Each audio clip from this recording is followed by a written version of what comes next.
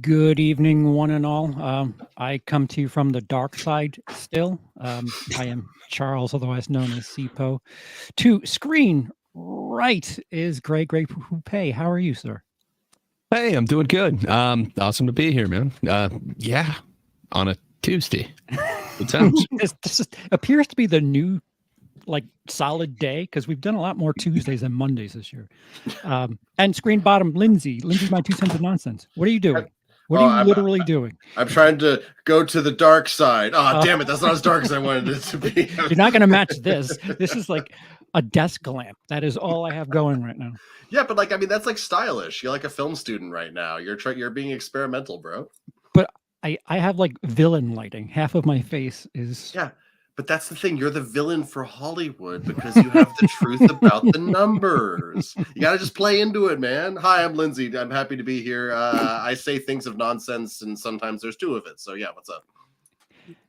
Yeah, hello to people in the chat already. Ryan, Big Rod, Nicholas, what's going on? Sorry for the delay. Scuff. We're continuing Scuff month, apparently. We're just going to have a month of Scuff. Situation here is still... pending. No suitcase just yet.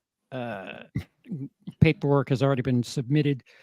If you know somebody that needs some editing, it's the one thing I can do right now is editing. I'll give you a discounted rate or something. But yeah, nice. Until my face is well lit, assume that the luggage issue is... Wait, I've got a flashlight here. I'll just shine it on the screen. Right? That'll help, right? I mean, yeah, Rod, very, very funny. Just like 31 on 31 feel right if I wasn't late. Yes, yes. Would it be believable if I told you I had stuff shot before everyone else did? Nah. And it's gone. Yeah. Okay, so to the weekend that... Well, again, apologies. We're kind of, I don't know, StreamYard's a little woof. The weekend that was, Bad Boys Ride or Die opened to 56.5 million. In second was Garfield movie with 10. In third was If with 7.8 million. Fourth was The Watchers. That's the Shyamalan daughter film, if I'm not mistook. Baby Shyamalan. Yes, 7 million. Kingdom of the Planet of the Apes in fifth with 5 million. Wow, it's Furiosa in sixth with 4.2 million. Fall Guy hanging around seventh, 2.5 million. Lord of the Rings, The Fellowship of the Ring, 2.4 million. Lord of the Rings, The Two Towers, 1.97. Why is there a $500,000 drop off for Fellowship and Two Towers? Well, Two Towers has that big battle. You would think it's the other way around then. Oh, you're right. Oh, yeah. People are like, nah. Well, they want the chill vibes of Hobbiton, you know. They just want to vibe, and then you know. Rounding out the top 10 is The Strangers Chapter 1 at 1.797 million. So Bad Boys Ride or Die comes in as like the strongest opening weekend in a very long time. Can you make sense of any of that? People love Martin Lawrence. Summer. Man. Yeah, Martin Lawrence brings it. But you know, it's summer. People want to have fun. You know, it's a Bad Boys movie. But I don't know. Did either of you guys have this on your radar to be that strong of an opening? It's number 5, right? In the franchise. Is it? No, in franchise. Yeah. Number 1 on our hearts. The 5th one? Yeah, apparently. Number 1 in the theaters. So I don't know. I just didn't anticipate it. I thought for like the 5th in a series, like, it'll do okay. But, you know, with Furiosa opening so unexpectedly low. I didn't have high hopes for this, but perhaps I'm just way off.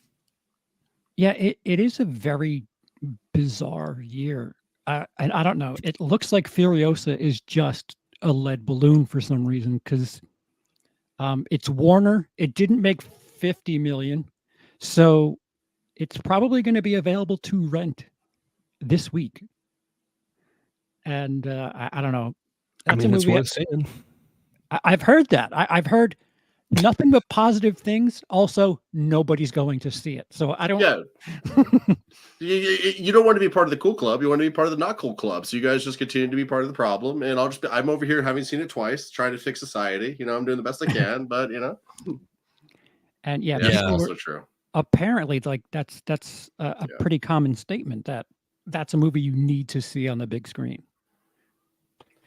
They did some really cool thing with the cinematography on it that like really kind of focuses it right on the center of the frame. So it might look okay on a smaller screen, but man, it looks amazing and epic on that big screen. Yeah, it's just a gorgeous movie. It's just so pretty. Like it's all violent chaos and grays and twisted metals and oranges, but like it's also just absolutely gorgeous, and you don't want to take your eyes off it. So for me, like. I just want as much of it injected into my eyeballs as I can get. I guess everyone else wants to watch it on their phone though, and I hope it's good. Yeah, I mean, even Kingdom of the Planet of the Apes is kind of, I don't know.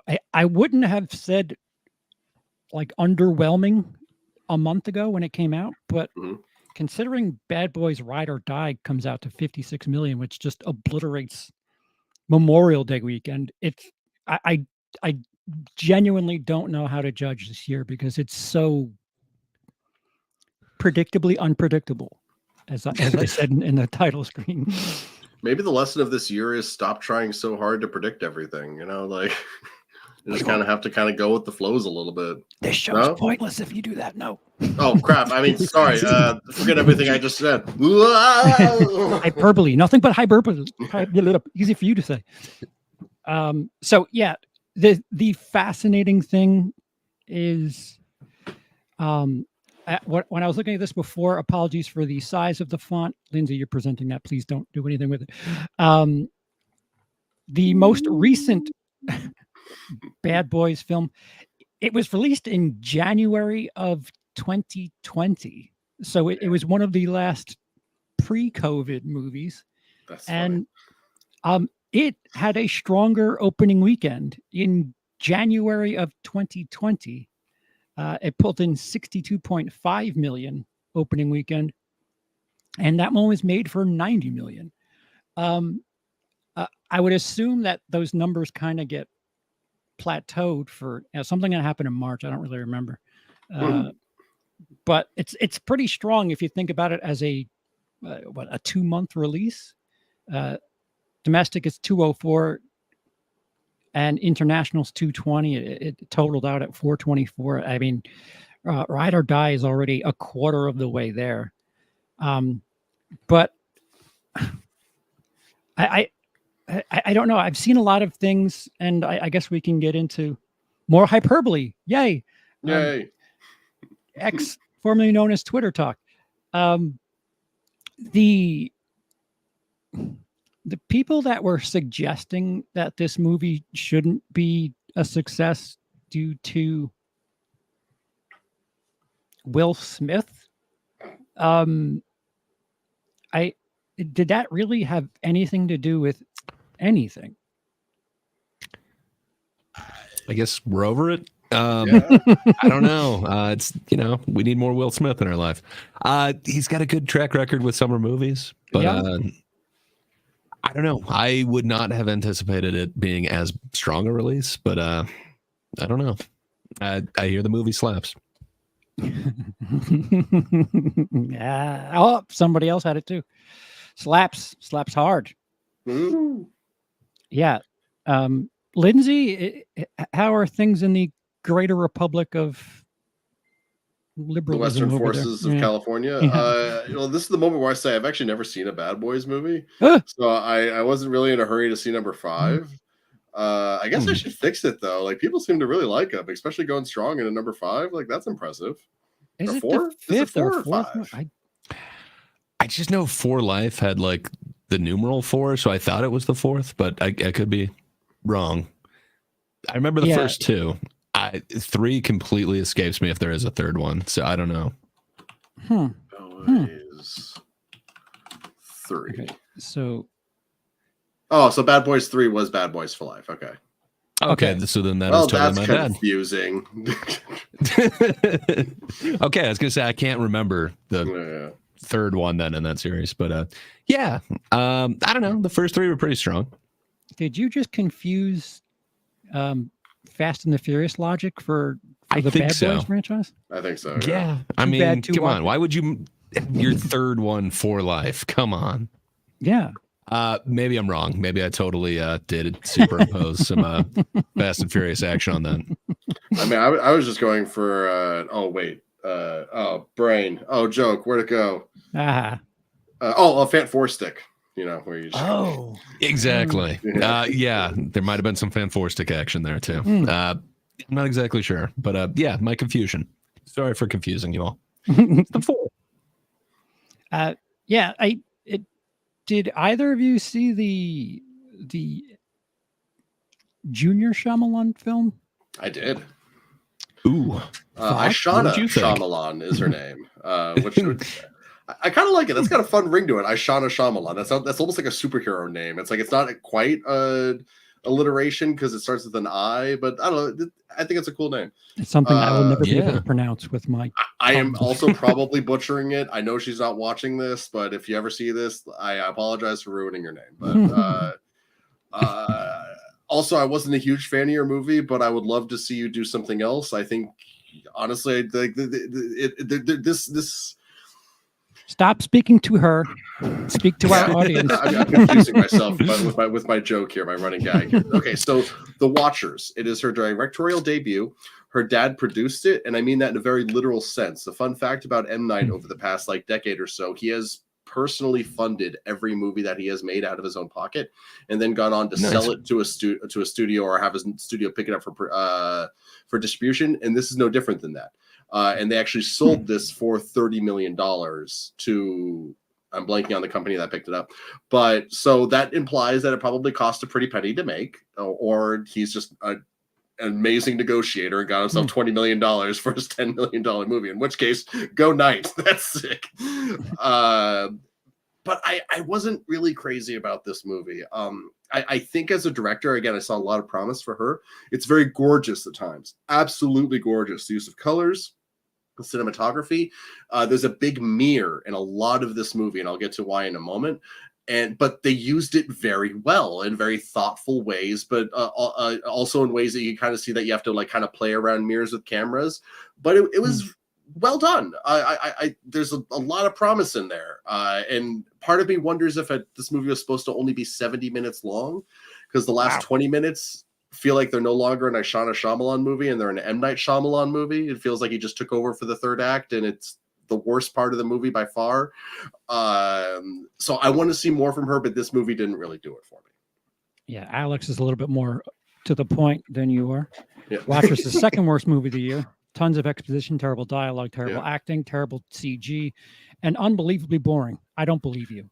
It really is kind of incredible, like how little happens in this movie. Like it almost feels wrong to label this a thriller, because while there are a couple of thrilling sequences in it, there's also just kind of a bunch of really long sequences of just really just nothing happening. But isn't that kind of M. Night's MO?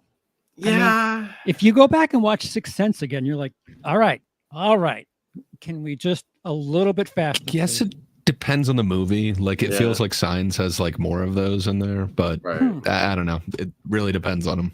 But Signs kind of works because it turns the quirk up to 11 with that cast, and so it's kind of fun. But you definitely feel the shadow of M. Night over this movie. Well, so here, so the story is this: there's this girl played by Elle Fanning. She's in a rough place in life, and she works at like a pet store, and she's supposed to deliver a parrot to a zoo. And she goes on this trip to deliver a parrot to the zoo, and then she gets whisked away to this magical horror land of fairy monsters. And in that magical horror land of fairy monsters, every night the fairy monsters come out and they're going to kill them if they're outside. But if they stay inside this building that has this big glass window or mirror at night, they're fine and they're safe, and they could just be inside this glass case and let the crazy monsters out in the woods just watch them and fuck with their heads and stuff like that. And it's supposed to be like a metaphor for why we cage animals or put things in like little thing. It's doing an environmental thing. And the parrot's the best character, by the way. I was going to say, is the parrot with them? Because the entire time the parrot lives. Okay. Sorry, spoilers. The parrot lives. The parrot's the best part of the whole movie. And just so like the movie's about finding out what this place is, why are we trapped here, what's going on, and just the more you learn about it, it kind of just starts. Like if I didn't know it was based on a book, the movie would feel weirdly made up as it went, because there's just things that just happen without really any real rhyme or reason, and then just moments where they'll suddenly just have like huge exposition dumps that don't really matter for another 10 or 15 minutes, but you had to get it right then and there. You had to, the thrilling moment where they're running away for their lives, you have to bring to a dead stop to give this exposition. It's just a very oddly made movie. And again, like the last 20 or 30 minutes, it feels like it stops being a movie and it starts becoming a pilot for a TV show. But they've also very directly stated they're not going to do any sequels to this, even though there's going to be more books, I guess. So it's like the movie doesn't really feel like it knows what it wants to do. It's at odds with itself, and it just doesn't work. It really just doesn't work. It's really, I want to see more from her, and I feel like if she gets out from under the shadow of her dad, she can make some good stuff. Why do you want to see more from her? Because again, like the way that the movie looked and the way that a lot of the technical things in it impressed me, to the point where it felt like, you know, there's potential here, and and like she did sometimes. There's a lot of that kind of M. Night dialogue in the movie, you know, where it's like very stilted, but so not always. Can it be argued that without M. Night, it could be considerably worse? I believe that M. Night shadow, it works as much as it doesn't. Like, I can't help but think, does this person have a film under their belt because who their father is? I mean, sadly, it kind of feels like that. But I also feel like, again, in Hollywood, exactly. Stop. Yeah. You're embarrassing yourself. Like again, like the reason those last 20 or 30 minutes don't work is because they literally become an M. Night movie. It's all about spirituality and everything's connected suddenly, and like moral grays to the point where it's absurd and nothing seems to actually have a point to it. Like it becomes a completely different movie in that last little third. It's really is there water weird in the movie? Because that's one of his gimmicks too. No comment. Oh man. But there is also a lot of characters just talking for no reason, just to get exposition out there, and it's really just awkward and hard to watch. And it's a very alienating movie. And I was excited for this movie too, because like my favorite horror movie is Sinister, a movie about people watching horror movies and kind of like the relationship there. And that's kind of what this is with the Watchers, like watching these people and messing with them all night long just for their own enjoyment. It's like we're supposed to be the Watchers, so like there's things in this movie that I dig and liked, but it just does not work. Hold that thought. Sean, oh wow, €5 super chat. Thank you. I solved it. M. Night has a split personality. One makes Sixth Sense, one makes Last Airbender. Give me a better answer. Most hot cold director ever. You're right. Like when he's good, he's good. There's a bunch of them that I really like. Like I don't know if it's completely ruined for me now, but Unbreakable was pretty amazing. Oh, I love Unbreakable. Yeah, just the subsequent one. Like I don't know, not a big fan of that. Those first four movies though are just like they're kind of, I don't know, they're legendary. Everything before Lady in the Water is certainly good to passable, if not great. What is it? It's Sixth Sense, Unbreakable, Signs. Village? Yeah. And The Village is the weakest, but it's fine. Yeah. I would still rather that be the weakest in my catalog than... Right? Yeah. Fair enough. I got problems with it, but yeah, fair enough. Not as many as I have with a lot of the future ones. Yeah, because then the next one was Lady in the Water, and then Happening like shortly. And then Airbender. Yeah, he had a rough second half of the two. And then he tried to get a whole little film studio together. It was supposed to do like a series of films that were connected, and it never came together. The first one was Devil, and Devil was just terrible, and the whole thing just kind of fell apart. Devil? Is that the elevator movie? Mm. Yeah. I mean, he didn't produce or he didn't direct or write that. I think he just produced it. So you can't really put all that one on him. But just mentioning it. His name was quite heavily pushed out there for that one. I thought it was his until I got like out of the theater. It's like, oh, okay, I guess it wasn't. But they were really banking on him to advertise that. They do that. Like Jordan Peele is the modern day equivalent of that, because every time, like, I remember thinking for a solid period that Jordan Peele had directed the Candyman remake, and they love throwing from the mind, not directed by. Well, it's the Nightmare Before Christmas thing where everyone assumes it's a What's His Face movie when it's a What's His Face movie. Yeah. Yes. What's His Face was the person who made. Yeah, I don't need to know names. I'll just say What's His Face. Yeah, we get it. I love the Knock at the Cabin and The Visit. Oh, I happened to watch The Visit at a screening that he was at, and yeah, I didn't want to hear his thoughts about the movie, I guess, is what was the most like I had issues with The Visit, and then hearing the way he was describing the older characters, it like I don't know. If you enjoy that movie, that's great. I thought it was weird because we were in a screening where there was a lot of laughter, and I couldn't understand why it was funny to an audience, let alone the entire audience. And hearing that apparently like that's what he was going for, like I just weird. I don't know, something happened. Yeah, and yeah, Split was a nice little return. Well, Split was great. I love Split. Yeah, actually. I love Split. Yeah. I was really looking forward to the next one, but yeah. It didn't stick the landing. It felt like a huge drop off to me. Yeah. Glass. But yeah, that was quite that's a punt. the one. Yeah. Someone in the chat mentioned his new one coming up, Trap or whatever, with what's his name? Josh Hartnett. Josh Hartnett. I'm excited for that. I love me some Josh Hartnett, so I'll watch that. And it's kind of a crazy concept. You got a serial killer caught at a Taylor Swift concert. What happens? I'm down. Like, I mean, it's not literally a Taylor Swift concert, but are they implying? Because I saw a couple of seconds of it, and then I stopped watching the trailer because I was like, they're gonna blow this somehow. I'm gonna see something I don't need to see.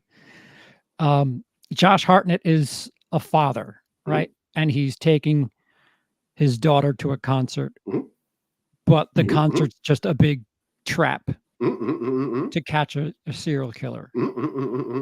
And I mean, I think I know what you're trying to dance around. There feels like there's something right there that feels like what it's going to be the twist, and I'm right there with you. And part of me is like, is that a great twist or is that a dumb twist? I can't. Yeah. Should we say what it is, or do we want to keep it ambiguous? Well, is it like, by what I saw from the trailer, they're trying to suggest or imply that Josh Hartnett is the one who's actually the killer. Oh, yeah, 100%. But I think the twist is it's his daughter. Yeah, I think at this point, and again, like movies like this don't show me anything. Give me one line, and I'll tell you if I'll be there or not. But I feel like at this point, you need to not have Josh Hartnett or his daughter be the killer. Like you've fucked this up so hard with the marketing. And because it's M. Night, it's like, okay, what is the twist gonna be? How did they market some of his other twists? Like, isn't that the whole thing? Like, wouldn't you want to not give away the twist since he's known for twists? Yeah, that's fair. I mean, Glass, the twist was that it was in the Unbreakable universe, right? Mm-hmm. And then, spoiler for anybody who hasn't seen those movies, the twist in no, Get Out. Why did I say Get Out? No, Split. Yeah, Split. the twist in Split is that it's a part of the Unbreakable universe, but Glass, it's that they're aware of all of these people and trying to, I don't know, exterminate them. Like once they showed the tattoo and all that weird shit at the end, I was just like, what? Why? I mean, What'd Glass you is do? not a very. I don't think many people would accuse Glass of being a good movie. It's. I mean, But like it's the sequel to two interesting. really good movies. So like I don't know. It's weird to me. Well, I Glass got is mixed like feelings. a funny case because, like, I think it almost has his best cameo of his career, where there's that scene where it's like Bruce It's Willis not and his saying much. son.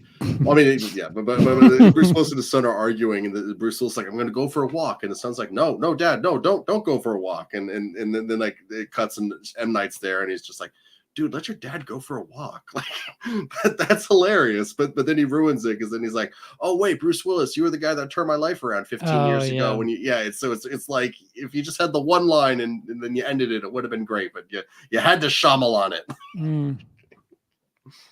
But I don't know. Is Shyamalan a bit of a one-trick pony? Kinda. I mean, has he done one that isn't a twist? Like I'm trying to think in almost everything that I. Last Airbender, is that the only one? Yeah, but that's also his worst movie. Well, Yeah, I mean, fair enough. I just blanked that out of my entire catalog for him. I mean, also to be fair, it's just one of the worst movies ever made. So it's just there's no need for anyone to really think about or watch it. And fair enough. It looks like Knock at the Cabin wasn't either. That's like one of the only ones I haven't seen. I think it might be the only Shyamalan I haven't seen. I should probably see that one. There is something that happens in the third act that felt twist-ish for Knock at the Cabin. That's the one that Bautista's in, right? Yeah. I don't remember it that well, so that's I don't know, a testament. Actually, because I don't I have remember a lot of complicated thoughts on Knock on the Cabin, but I feel like that one just didn't really fully come together, and it just kind of. I did a little bit of research into the book that it's based on, and it seems to reject the premise that the book is going for in order to kind of invent its own new ending with its own new message, and it seems much worse than what was in the book. So I'm not. It's a weird one. So, if you're Ms. Shyamalan, how do you get out of the shadow while also proving that you have a place in Hollywood? Well, now that she's made a movie, I think you use that as like a way to like get like some like super low budget thing like greenlit, and then you get made, for maybe like $1 million or something like that. But you don't use daddy's money. You do it the old fashioned way. That might have sounded more dismissive than I meant it to, but you go out and you get money the way that God intended for money to get made. So your dad doesn't have control over the movie and turn the third act into the bullshit that he does in his own movies. And you just see what happens. Yeah. I feel like there's this infinite circle where you can be like, well, without M. Night this, but in favor of against her being related to M. Night, if there's issues with the movie, go ahead. Sorry, I did not mean to cut you off. Please finish your thought, man. You were saying if there's issues with the movie. You guys are so polite. No, well, from what Lindsay was saying, if there's issues that feel like an M. Night movie, technically, you could pass the blame off and be like, well, he was the producer and this is my first movie, so I had to listen to what he said, all that shit. But then at the same time, if that is an argument, then it's like, okay, so you didn't really make a movie. You were an assistant director while your dad, the producer, made a movie. And again, if you want to take M. Night out of the equation, this movie isn't too strong. So her first go at it, not that strong. Fair enough. There have been a bunch of like M. Night kind of copycats out there that I don't know. I feel like they were able to kind of move on from that. But I don't know. It doesn't sound like this is the worst version of that. Like I remember there were a bunch of them that tried to be like clever twists that came out like after The Sixth Sense and definitely after Unbreakable. I don't know. Does this stack up better than them? Like you at least pointed out like the cinematography. That I actually think the sounds twist, like it might be good. actively makes the movie worse. Ooh. Okay. Because this is a good point. Thank you. I forgot to get into this. The twist you can see from the first 10 minutes of the movie coming. And so I spent the entire movie kind of waiting, like, okay, so it wants me to think it's going to do this, and then it's going to do this, but then it just did this. So I spent the entire movie waiting for it to do something interesting, but then it just did the obvious thing. But it's actually worse than that, because once you know the twist, it's one of those twists that retroactively makes nothing make sense. Because like now, like there's this big thing that they find in the woods. Like right towards the end, but then the twist is like, oh wait, but they knew that was there. So wait, but if they knew that was there, then why didn't they? So why was anyone doing anything if they knew that was there? None of the whole movie is pointless if they knew that was there. So like the whole movie just suddenly just becomes just a nothing burger because of the twist. And that's why I'm saying like it should have ended like at the 70-minute mark, so we never get that twist. It just, just cut it off and just abrupt ending, experimental 70-minute release for theatrical length into a theaters and just go with it. How do you break away from the M. Night has a twist in his movie? Like, I mean, when you were saying it just now, I couldn't help but think, yeah, every time I sit down for an M. Night movie, right at the front of my head is, what's the twist going to be? And that's not necessary in film. Like if you look back at Hitchcock in the 50s, probably the best decade he was making movies. He had twists, yes, but Psycho, the twist was kind of in the marketing and the gimmick of the first act. And The Birds, silly, but that's the 60s now. You don't have to be a great, like again, a one-trick pony. I don't know how, and again, this technically isn't M. Night's movie, so it's impossible. She does have to separate herself from her father, like that. That's a definite. Just like speaking of M. Night, Will Smith and his son in that awful movie. Yeah, make movies without your relatives. Do that, please. Unless you're the Coen brothers. If you're the Coen brothers, keep making movies. Well, they split up to make that one recent one. Oh, did they? Well, a couple. There was a Tragedy of Macbeth, and then Drive Away Girls. No, I'm forgetting. Drive Away Dolls. That one's called Drive Away Dolls. Thank you. That's the one. There was alliteration in there. I totally messed that up. Yeah, I don't know. One was a little bit more successful than the other, but one was trying to be a B movie. I liked it, but like everybody else I've talked about it hates it. So I don't know. They're really better together. They should get back together. So the Wachowski sisters, they made some good, and then they made Magic Resurrections, and only one of them was involved, and it wasn't quite as good, but I still loved it. Really, I mean, that movie was so meta, where it was like. Are you telling us exactly how Warner wanted you to make the fourth Matrix? Because it felt like I was all but held at gunpoint to make this movie. Here's fiction. It was almost like Rick and Morty does the Matrix without self-aware. So speaking of Warner, Lindsay, you had an interesting. Oh, there's some stuff going around on Twitter of rumors about Warner Brothers trying to buy Harry Potter away from JK Rowling. And I mean, The Fantastic Beasts was her brainchild, and that franchise was supposed to be 5 films, and it only ended up being 3. So, maybe there's something to that. Like, But it is like, and what the reason that they want to get it away from her is the fact that she's toxic. A Twitter lunatic. Like, we elected one of those presidents, so that's true. Means nothing. Like, I don't think she had anything to do with how shitty the Fantastic Beasts movies ended up being. Well, she wrote them. And for the first two, she wasn't allowed to be given notes, I don't think. And then the second one was so bad, they forced a second writer to help her out with the third one. It didn't help. The third one was the worst. Yeah, it's always tricky when you're trying to separate the art from the author. Like Ender's Game, for instance. Everyone who read that as a book loved those books, but it's hard to get away from the author, Orson Scott Card, who's not the nicest person. But like go ahead, yeah. This thing where the person is horrible, and we need to like expose everything about them. Listen, nobody's perfect. Stop. And, sometimes the story is completely wrong. I don't know. Yeah, we don't necessarily need to do the ostracization in the public square. I agree with that.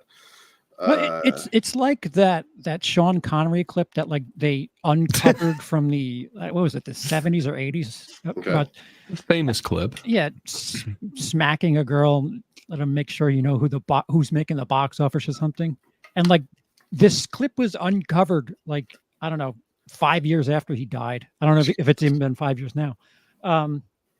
And there was that movement to cancel a corpse, and it's just what I don't know if social media serves the best purpose.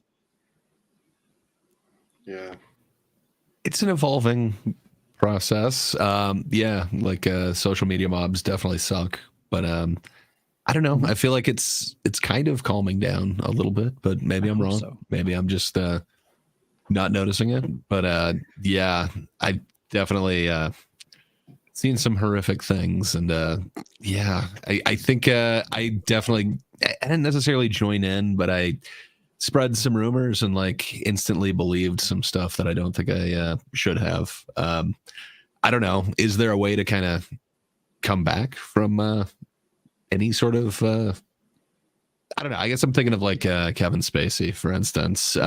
It's really weird, but he just did this interview, I think it was today on Piers Morgan, but I don't know, he brought some evidence that I had never heard, and I recently watched a documentary and I was like, wow, this guy is trash. And I think I was completely wrong on everything on that, but I don't know. Is there any recovery from something like that? We saw in that one video, apparently he's working at cons now. So I don't know. He's not doing great financially, but I don't know. It just seems weird. Could anyone ever forgive after those accusations are kind of out there? Well, it's a personal choice, right? Yeah, the fact that when all of that surfaced and Kevin Spacey was like, I'm gay. And it's worst apology ever. That is not the issue. So that looked a little odd. Those little Christmas videos he does every year, a little, you ever seen those? Those are a little odd. The first time it was kind of funny, and then he kind of did it again and again and again. And it was ooh. Yeah.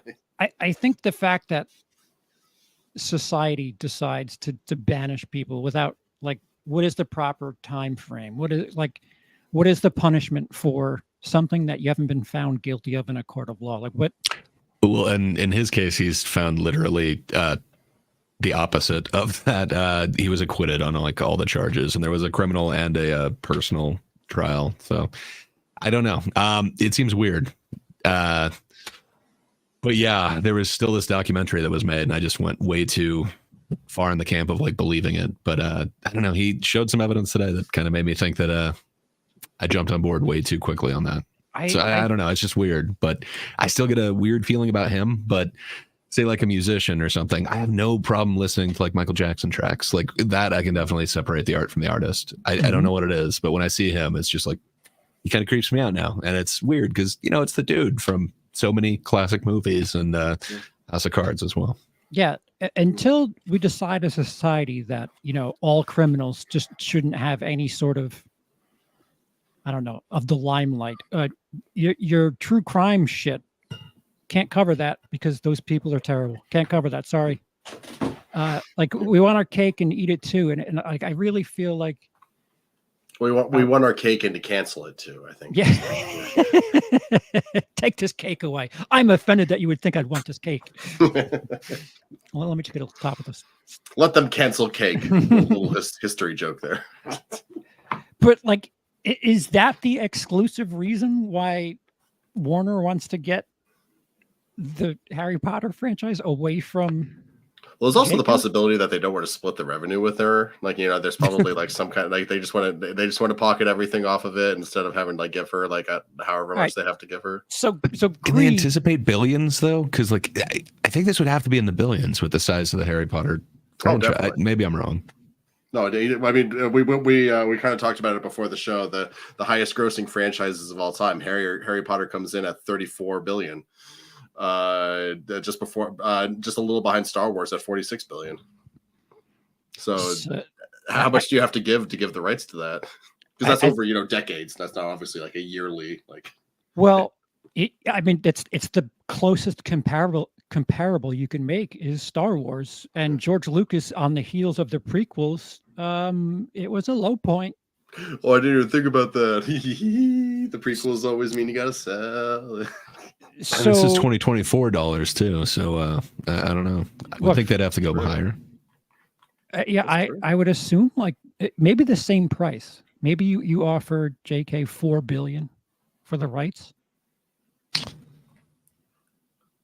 I can see that. Or maybe like you open with like sure we'll give you 3.5 to like negotiate up, like or down, or like. I think Harry Potter is a bit more on the forefront as far as pop culture than Star Wars was in the 2010s. That's an interesting question. I don't know what the answer is. There's probably arguments in both directions. Like Star Wars was kind of in a lull when Lucas sold. Harry Potter, has it ever really truly died off?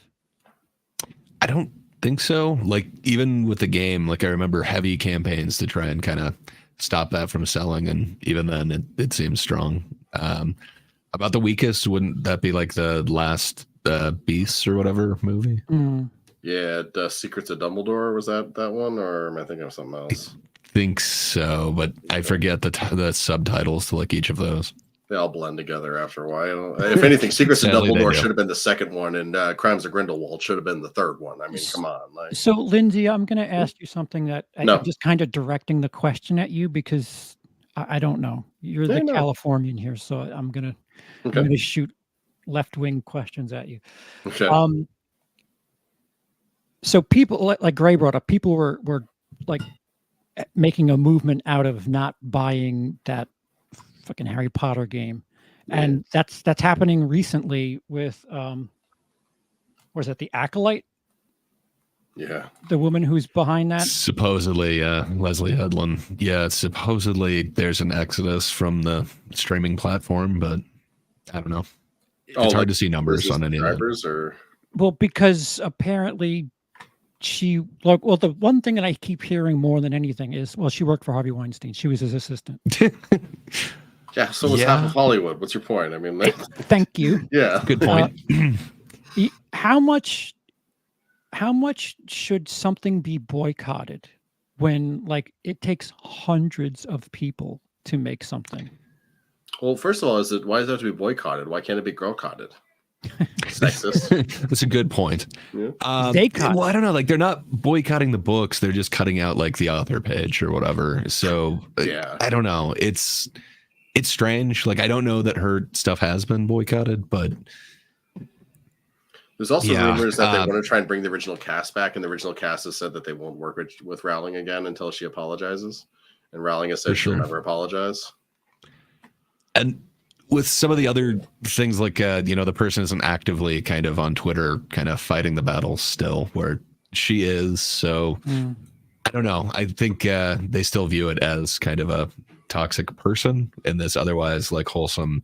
I know there's some people who still won't have anything to do with it just because of her views. And it's like, yeah, but it's still its own. It's its own property.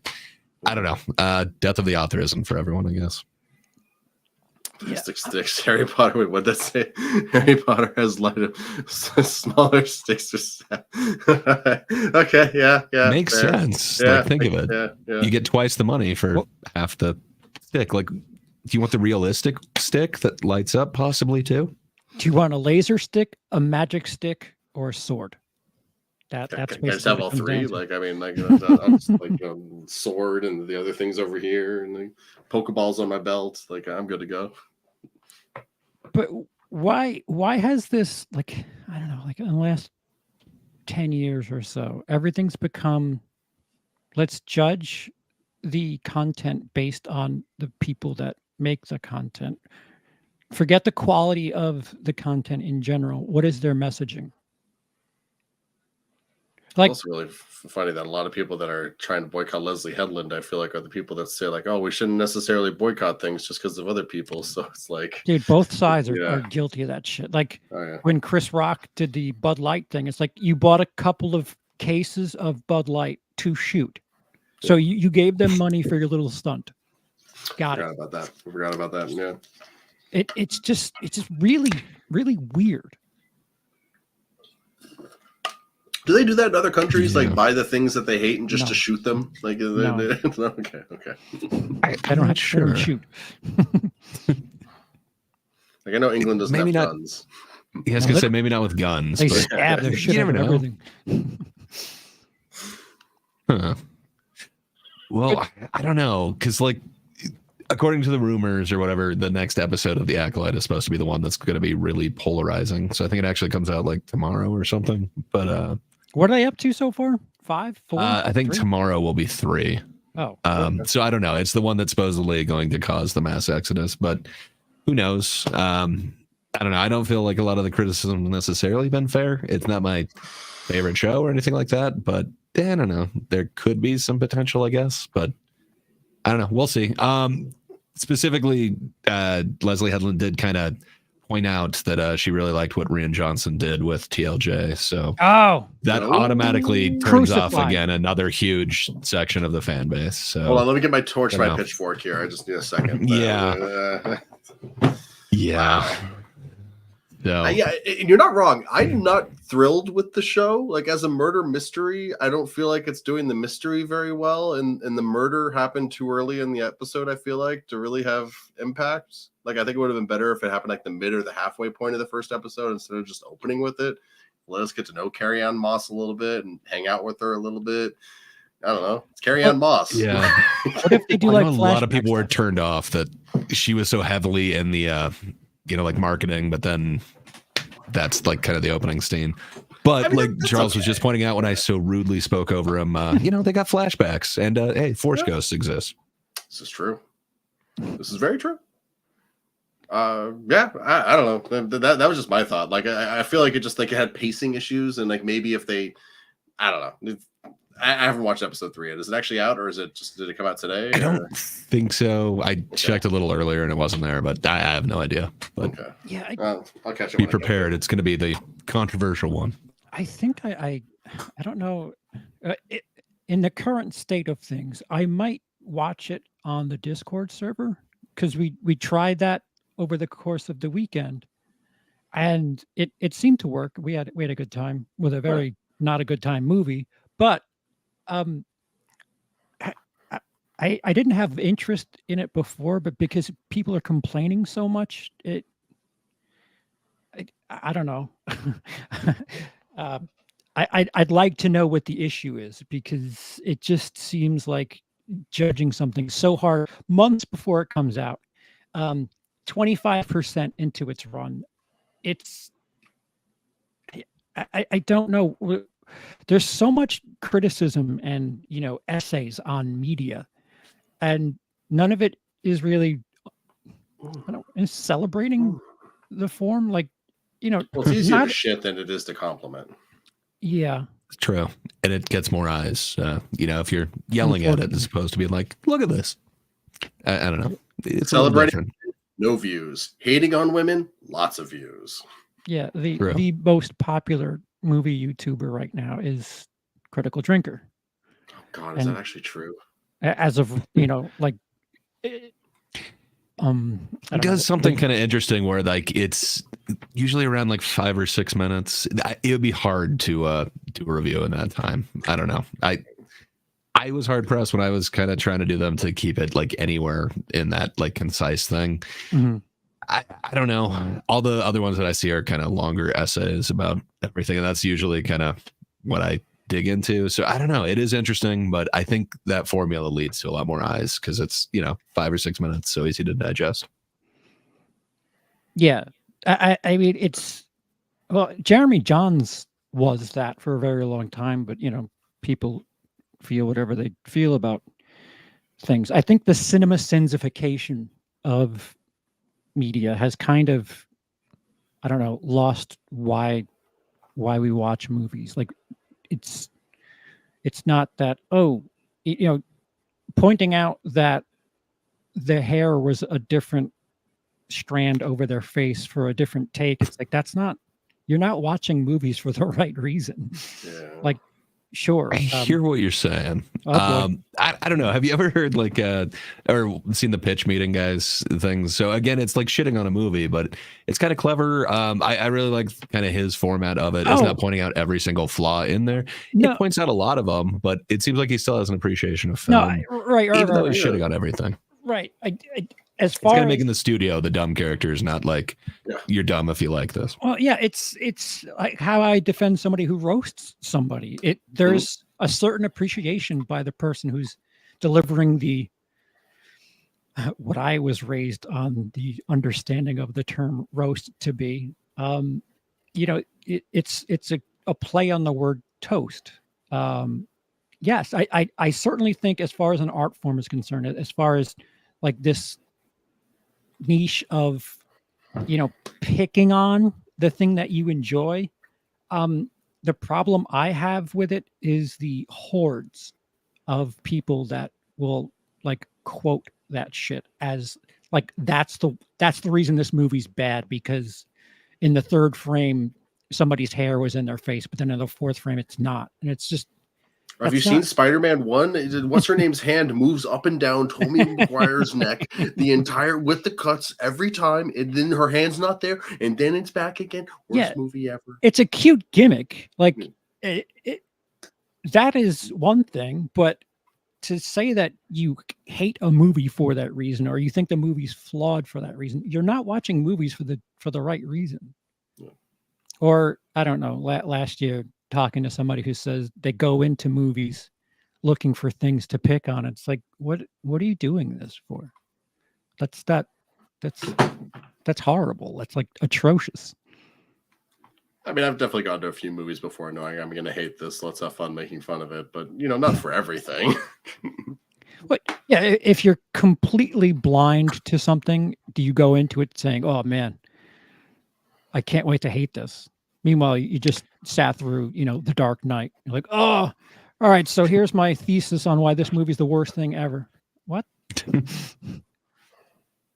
don't know. Like, I feel like I've been pleasantly surprised on a bunch of these lately. Like Barbie, I think, is like the biggest one that did that to me. Like, I was just totally poisoned to it. And it's like, this is going to suck. Like, okay, whatever. I'm going to see it. And I just loved it.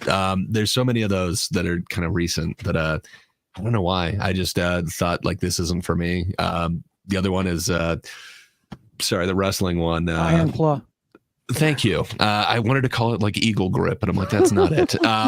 Iron Claw. Yes, thank you. It's like, it's a wrestling biopic. Like I don't know. And A24 as well. Not always a hit for me, but man, I just love that. Like there's so many of those that kind of just surprised me in the last like 8 months or so that I don't know. I guess I don't want to go in there hating it, but I will definitely have a kind of prejudice against it. Like, I'm probably going to hate this, but I'm not looking to hate it. I like being surprised. I think that's the best experience to have, is going in not really having too much as far as expectations concerned, and like being wowed. Like that is the best feeling when you expect garbage and you're like, wow, that was really good. I too have a similar thing with Iron Claw, although once all y'all started seeing it, I was like, okay, apparently this is kind of good, because I remember Cody had it high and I'm like, the fuck, Cody doesn't like this kind of shit. But man, that movie is beautifully miserable, and to find out that they left some stuff out, it's like, what the fuck can you possibly squeeze into there? And it all really happened. Well, for the most part, it really happened. It's just, Cool. Oh, have you not seen it, Lindsay? No, it sounds fun though. Forget. No, fun is not the word. Yeah, I wouldn't say fun, but it's different than you're expecting when you hear like wrestling biopic. Kind of the same thing like Holdovers. I thought like, okay, so it's gonna be like some happy, okay, we found the family along the way type, and it was completely different. There's been a bunch of those that I just didn't expect anything. Even like Civil War that had a ton of controversy behind it, and I heard what they were kind of trying to do and what a whole bunch of people's like whatever you want to call it, what they thought the movie should be and what it wasn't. So I don't know. I was kind of poisoned going into it. I don't know. I've kind of loved all those films. I guess like having my expectations subverted when I think it's not going to be a film for me. But I don't know. I like it. Yeah, I think everyone just roast Lindsay. Okay, fine. I think the long and short of it is the internet needs to shut the fuck up. No, or at least prior to a movie, like you can build buzz or something, but like there are all these. Like I've heard about The Acolyte for months now and how terrible it is, and it's just like, oh wait, it's not out yet. How the fuck do you know? But sir, all we've seen of James Gunn's Superman is Superman putting on his boots, and Superman doesn't put on his boots. His boots put themselves on him because he's Superman. So this Superman is a little bitch boy for needing to put his boots on. Well, he should be faster than a speeding bullet. So how did they take the picture? It doesn't make any sense.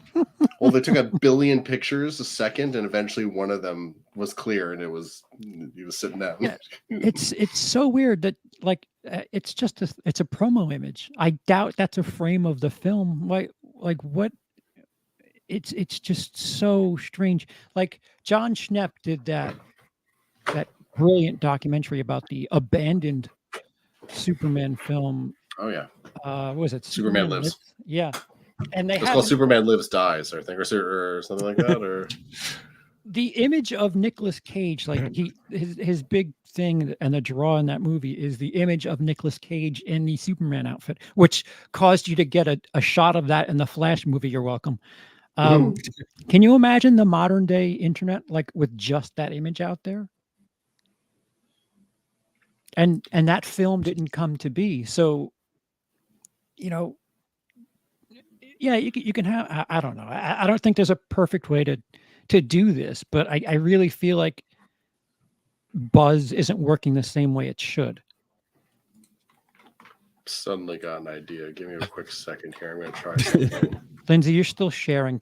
Please remove that. I don't want to see what you're looking at. Oh, sorry. Yeah, your to be sorted folder is up. Wait, I'm is kidding. it actually? Or... I'm kidding. Okay. No, he doesn't have a to be sorted folder, nor can I see it. You put your taxes somewhere else, Lindsay. I think you're right. It seems like a lot of the buzz that I'm hearing is not like, hey, this is a great movie, you got to go see it. It's just negative stuff. I don't know. I guess that's kind of what Twitter's become. I guess that's where I hear like my first inklings about whatever franchises out there. I need to stay away from Twitter. I think it's just official. You're on a cursed version of it, aren't you? Yeah, I keep hearing about this legendary bad version you're on, and I'm terrified but curious. I don't know what I clicked on, but yeah, I see things that can't be unseen every time I click on Twitter now. It's bad times. I think you're just on the dark web. Maybe. Maybe. Yeah, can you share that, CP? You see what that is? Yes. So I just had Midjourney, the Discord AI image generator, just generate Nicolas Cage as Superman. So this is how in 2023 we deal with the image of Nicolas Cage as Superman. We just make our own. We don't need that crap from the 90s. The one on the top right looks like Michael Richards. It kind of does. Hey, he's getting a comeback too. And Kramer. Also true. Honestly, the bottom left one looks pretty good to me. Why does he have that scar? Yeah. What is that about? Yeah, Superman. You can't hurt him. Why is he? Yeah. Yes. Superman scars. I mean, it's neat. Yeah. No, I just wanted to see what I could do in 30 seconds, and that was the answer. It's neat. Now, here's my 25-minute thesis on one frame and why it's the worst thing in the history of cinema. Why was Superman bleeding? Superman's not supposed to bleed. Was he punched with kryptonite boxing gloves? Like, what is the story here? What's happening? I don't know, with me farting around with editing, and if I were in school right now, I would get myself in a lot of stupid shit and trouble. Because I feel like kids who have access to this stuff, I mean, I might have had better grades if I had the tools that they have today.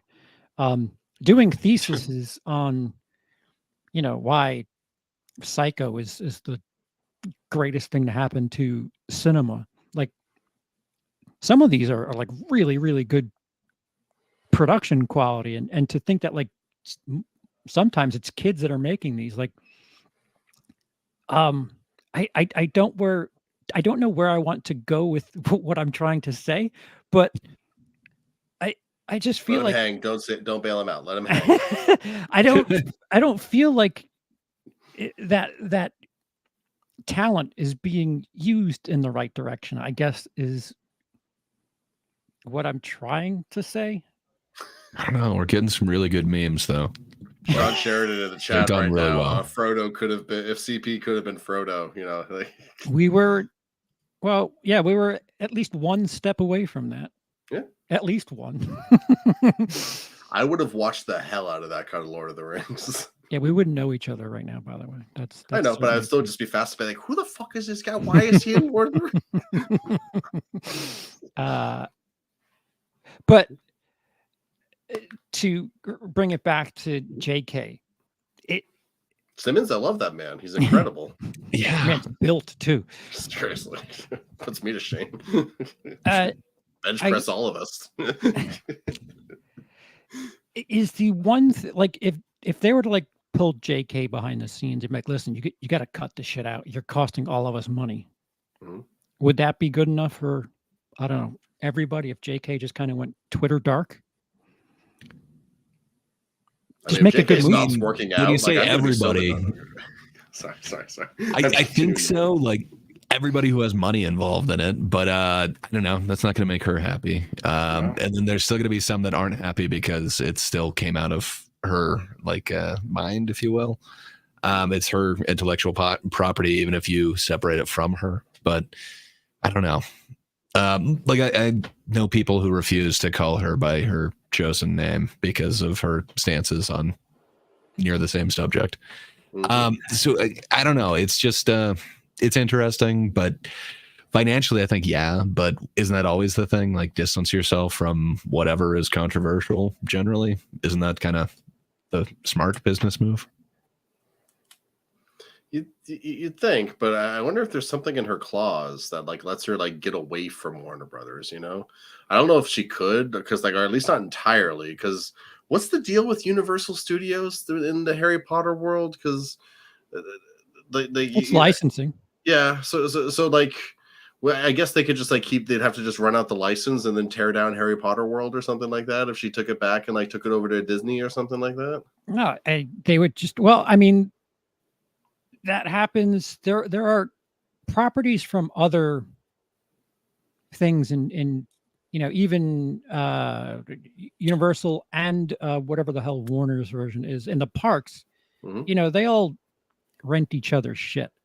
I think if JK Rowling were to sell off whatever they own of the Wizarding World or whatever the shit, it would just, the license holder would just change. Okay. I mean, money. If you're buying an intellectual property from someone, you want to cash in on that as much as possible. The thing's already built. People are already going there. Why would you shut that down? It's already a form of income. That's a good question. And then could they pivot it to Lord of the Rings world after that? That is Warner, isn't it? Or just just a little touch up, like That's a fascinating premise. Because somebody kept saying, "Oh, Star Wars is going to be Marvel. Star Wars is going to be Marvel," and it's like, okay, but I don't know. I guess technically they're all under the same roof. Warner is the studio that holds Lord of the Rings, but I don't trust Warner the way I. Wow, what am I about to say right now? What are you about to say? Okay. Were you going to say Disney? Yeah. Who are you? Yeah. Ooh, I don't you trust them. I don't trust Warner the way I trust Disney to make money off of their product. I mean, this goes back to the tax write-off that is Batgirl. Ugh. Um, Would it have been better to release it? Because I mean, like you've got kind of a similar, I'm assuming, thing in like Madam Web from Sony. They released it, but I mean, like they have to have lost more on that than just a write-off, right? isn't the Sony thing for them to keep the licensing? Like you have to keep. Yeah. Think Probably. so. I'm pretty sure that's kind of the rumor about it, but I don't know. Like, if it is just going horribly, I could kind of see you want to maintain some integrity by not releasing something so bad, but I don't know. If it's just a strategy to write it off, that seems like a horrible strategy to me, but I don't know. I mean, they could always, I don't know. I thought I had something there for a second. I guess not. It's bizarre because the deal that keeps coming back in, I don't know, somebody's face. I would say the theater's face, but maybe not. Is the Universal Warner 17 to 30-day window. Like I would suspect that Furiosa will be streaming this week because it didn't make 50 and it's coming up on 17 days. It's just crazy, but maybe it's a decent strategy. Like Fall Guys still in the top 10 and they're doing that. So right. I don't know. Thank you. Why Greg. would you cut off that potential extra revenue stream? I don't know. It's interesting. The frightening thing is Furiosa isn't that much higher than Furiosa isn't much higher than the Fall Guy. Yeah. It's 1.7 million ahead of it. It's been out 3 weeks less. And Fall Guy's still making its money while also being available to you at home. So That's interesting. Meanwhile, Sony just keeps plopping out these heavy hitters, and I don't know that. Well, the reason Madam Web failed is because they didn't release it a second time. That's all they needed to do, and then the movie would have performed fine. I don't know why they didn't do that. You gotta get the publicity around Sydney Sweeney. There you go. Yeah, God, wasn't she sit on SNL in regards to Madam Web? You may have seen me in movies like blah blah blah blah blah blah blah blah. You definitely didn't see me in Madam Web. It's funny. It's funny. What were you gonna say, Greg? Do we know what the percentage is when they write them off? Is it 30% of the budget back? Is it more of that? Is it less than that? Do we know? Do we get the full thing back? They can't get the full thing back, right? What? Who? What? Well, so like when Warner's writes a movie studio off, writes it off. Yeah. So, did we discuss this live? Maybe we didn't. I forget where I said it. I might have said it on Thinkers, Greg. That it turns out that Warner inherited, whenever they had their most recent merger, they inherited Batgirl. Okay. And it was a $70 million investment, and they'd have to invest more in something that the new owners didn't have much faith in, or they could write it off and get that back in taxes. So they felt rather than putting more money into something they had nothing to do with, they would just write it off and take their tax money back. So I guess it was some of the logic that Disney had with some of the movies that they let hit theaters and didn't let hit theaters when they took over Fox. Although I still don't understand why Prey didn't get a theatrical release. But please tell me Romulus is coming out to theaters. Oh God, it better. I'm gonna fucking slap. Looks like it right now, but it's the I haven't heard any reports that it's not. But I don't know. It's the same month. Huh? That feels like a Hulu thing. August of this year. Although I guess Covenant came out in theaters in August too. So. Also, I keep swearing. I'm sorry. I'll try and be better about that. No, we're all okay. Good. No kids here. Fuck off. Instead of that old Charlie Brown, no dog, no kids allowed. Just dated myself with that reference. So what was the comparison for? I forget where we got. How much money does Warner get back when it writes? So it was cost 70 million. They got 70 million back in taxes. To write off in their taxes. So they essentially recuperated 70 million rather than even if they only put 10 million into advertising it, they see it as a lost 80 million. So is that a viable option? Like, I don't know. I'm thinking to like Marvel, for instance, like Blade, they've had so many rewrites on it and they've like locked in the actors for so long. I would have to think that, that's got to be expensive at this point. Same thing with Avengers 4. Didn't they reshoot a ton of it? And I think they had to rewrite it like 2 or 3 times now. I don't know. Disney's never used this strategy, have they? Do they need the tax money write-off more than they need a necessarily, like, I don't know. Warner, has anyone done it other than Warner's? I feel like it's just Warner's that's done it so far. No, Gray's right. Like New Mutants, when Disney Fox was doing their best to not release New Mutants, and Disney's like, all right, fuck it, take it. I see what you're saying. Okay. I still kind of like New Mutants. Maybe I'm just a crazy person. I kind of did too. I had slept on it. I just hadn't seen it till, I don't know, maybe like 2 or 3 months ago.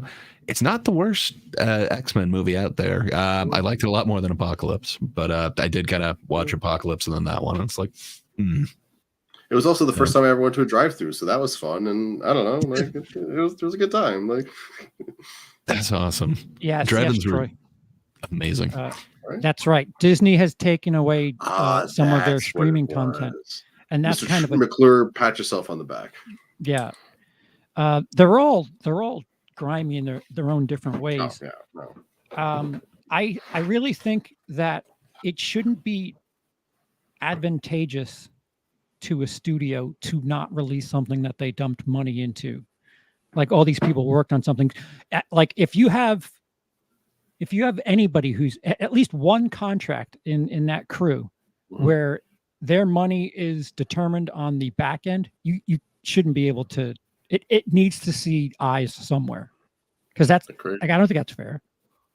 Well, that's what happened with ScarJo and Disney, right? And then she ended up winning that lawsuit, right?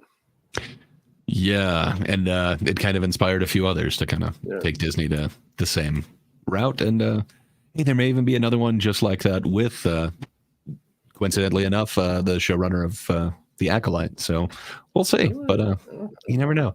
Supposedly, the rumor is they've changed some of her contracts. So yeah, she might be kind of going that same route with them. But interesting. Yeah. Do you think ScarJo will ever work for Disney again after that, or is it just like money's money? I mean, she did, didn't she? Oh, has she? No, okay. Am I wrong? For some reason I thought that there was at least one more Marvel thing that she was in after Black Widow, but maybe I'm wrong. See, Blake Bell did her in that What If series, I think. She did a really good job too.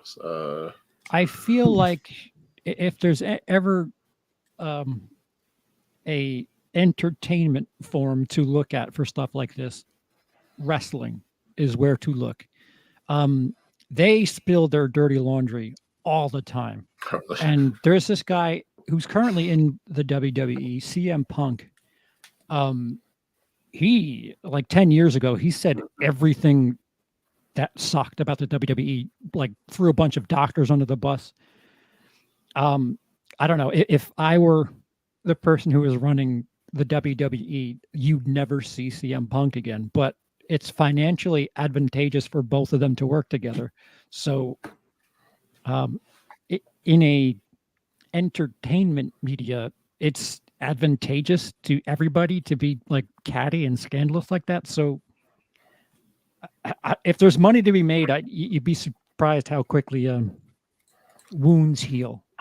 Interesting. I would assume. I'm sure we have a wrestling person or two in the chat. Is there anything? Hulk Hogan, didn't he like? Congress interviewed him about steroids, and he said that he got it within the company. Apparently, if I'm misquoting, I clearly don't know what I'm talking about, but I I feel like the wrestling industry's had a lot of employees that have said terrible things about company that they eventually reworked for, and vice versa. Interesting. I mean, Bret Hart, that guy's brother died because of negligence, and he was back with that company a couple of years later. Wow. They had a lawsuit. The Okay. widow of Owen Hart, they won a lawsuit, and I think like 10 years later, Bret Hart was with the WWE. I don't know.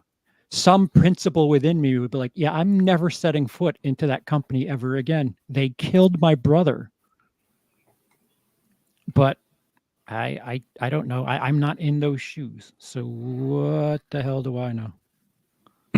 I mean, you know more than me. I've been fascinated by it. I don't know wrestling, so I think it's interesting. I've never really gotten into it as something to watch because I always just I don't know. I just never got into it. So, but I do find all the behind the scenes and the drama, all that kind of stuff, kind of fascinating. In Soap wrestling, operas are good. one more time. Soap The opera. soap opera aspect is really good. Right. You know, they know how to do it. They've distilled it down to a formula. Yeah, in wrestling, time heals all wounds. There's almost no one on screen talent-wise that hasn't eventually come back. They also, off topic, Bad Boys is a blast. Nice. They also kept the show going too. Oh yeah, when Owen Hart died, they kept going for like another 45 minutes. They announced it on the broadcast, like Owen Hart has died. Hi, kill the show. Jesus, You've already killed one of your wrestlers. Now stop the show. But I don't know. There's some things that I don't understand. But yeah, like you brought up, Gray, there's all these, I think it's Hulu that has the Vice network where they do these Dark Side of the Ring documentaries. They're fascinating.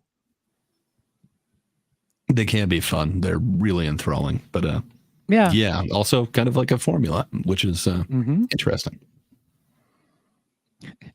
I love wrestling. It's so real. Only when people die. How often does that happen, though? That's crazy. Just out of curiosity. Wait, what?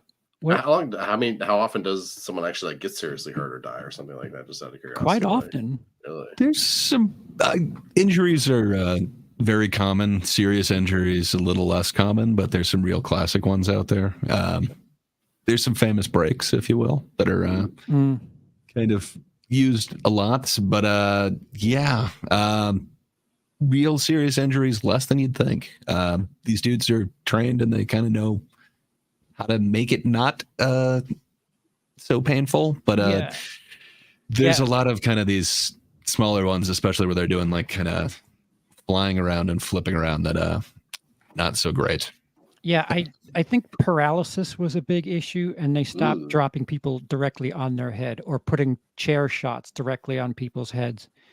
So if you're going to say that a wrestler isn't an athlete, I'm going to probably argue with you because they're in fantastic shape. The things that they do is there's a talent there. And from what I understand, it's like a dance. They know what they're doing and they'll whisper in each other's ears, and there's various codes for them to work through, and to make it look pretty real, they have to be working together, and it's awesome. Like they're talented. Don't be silly and say they're not athletic. That's silly talk. It's like trying to say a video game's not art. Like, what are you even trying to accomplish? Like, but I can move it myself. It's not art. It's interactive art. I move it. I tell it what to do. I'm not artistic. No, but you see, with the power of AI, you don't need to be artistic. You just need to be able to type in prompts and then boom. Yeah, like Nicolas Cage Superman. Yeah. You know how many I've gotten AI to... Oh, go ahead. Sorry. I was just saying I love AI art. So, it's just me. But I've recently been getting into AI music, too. It is amazing. It's going to kill every industry out there. You think so? Make it better. I don't know. For making like a whole bunch of AI music, I think I've done like 100-something songs now. They just sent me an email saying, You can hear kind of a certain thing that it keeps doing, kind of where it keeps going to, kind of like an AI art where you look at it and you're like, no, I can see like the way that keeps generating it. Like this is AI art. Like you get used to spotting it out. So I don't know. When it gets better, maybe it'll kind of change that, but it has that fakeness to it as well, kind of like AI art. Yeah, I feel you. They lean like it's a decent tool. You can't lean on that stuff. I feel like I don't know. It's a great brainstorming device. Yeah, like sure. I'm about to be a player in a D&D campaign for the first time in years, so I wanted to like go all out when making my character, and so I actually like that's why I had the Mid-Journey thing ready to go. I signed up for a month of it, and I spent some time typing in prompts in order to get my thing, and it was actually kind of fun and satisfying in a certain way, not like in a deep way, just kind of satisfying that way of like I did the thing, go me. But it was also really interesting how quickly you run into the limitations. Like Mid-Journey had like I'm trying like my character has like the ghost of his sister is like following him around, like, but Mid-Journey had trouble like generating my dude and generating the sister in a way that she actually looked like a ghost. Like the best I could get it to do was like in like kind of like very like avant-garde like silk over her face and stuff like that, showing like she's dead because she's like behind the veil and things like that. I couldn't really get it to generate just a ghost. It was kind of fascinating. I should hook you up with Dorcas because what's that? He's a dude. He's a man. He's a dude. He's a man. They do a D&D sesh every now and again. Oh, I'm always down for yeah. That'd be fun. I'm always looking for new players. Yeah.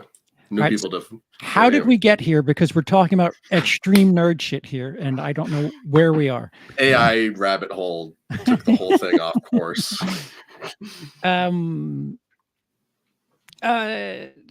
Anything else in regards to JK Rowling and a solution? I wonder if she and don't know if they can afford her. No. Like, I don't know. Wouldn't you'd think so. They're in a special club.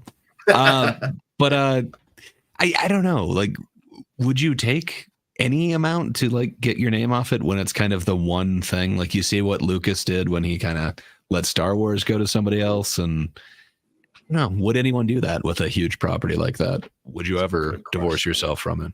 I don't know. You don't. I guess you'd still get royalties because you're the writer and creator. So you just does wouldn't. George Lucas still get royalties, or is he completely bought out? Based on characters created by. Wait. Yeah. I mean, it's just a based on credit, but. I just Googled, does George still get money from Star Wars? George. There's only one George. Like how many Georges could there be? Like, but Lucas does not earn any royalties from the newer movies or shows as a writer director. Okay. I apologize. So you were right. You're right.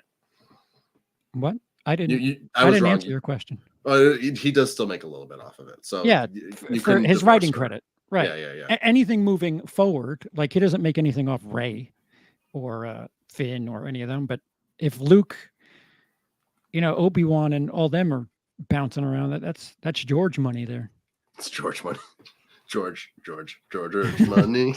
But I think he may put up with, because like apparently like he was at wit's end with the early stages of the internet, like after the prequels, and he was just kind of like, what, this really isn't fun for me. And I could just imagine him now though, like I don't know, we laughing didn't his have ass like off. full channels. Well, I mean, like if he thought the hate was bad then, like I could just imagine, I'm sure Rian Johnson might have gotten a little bit more hate than he did, but maybe I'm wrong. That's a question for the ages. How would you even begin to measure that? Yeah. Although I think having $4 billion in your back pocket and getting a front row seat to, all right, you try it. Look, see, it sucks, doesn't it? All right, I'm gonna go count my money.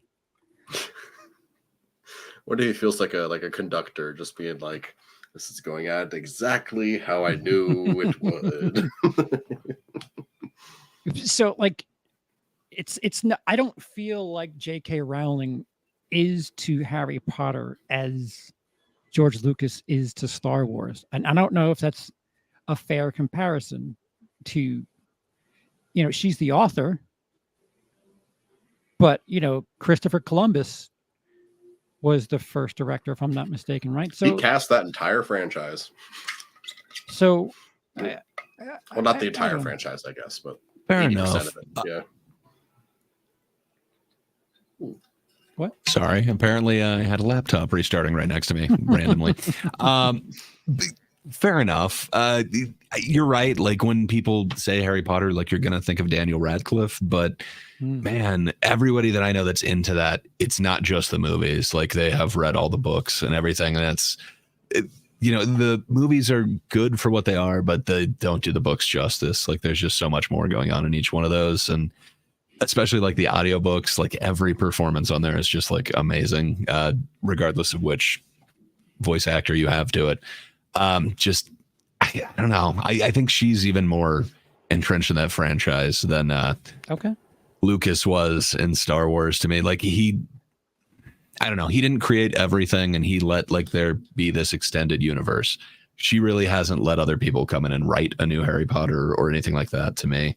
Okay. So I can't see her giving it up, but maybe it may cost more. Just looking at her in a box. I think so. Okay. That's a good point. There's no Star Trek and Star Wars. You have all those hundreds of novels, some written by Star Trek actors. But that's not really a thing with Harry Potter. It's just kind of the 7 books. And then like the kind of weird like school books that you can buy that are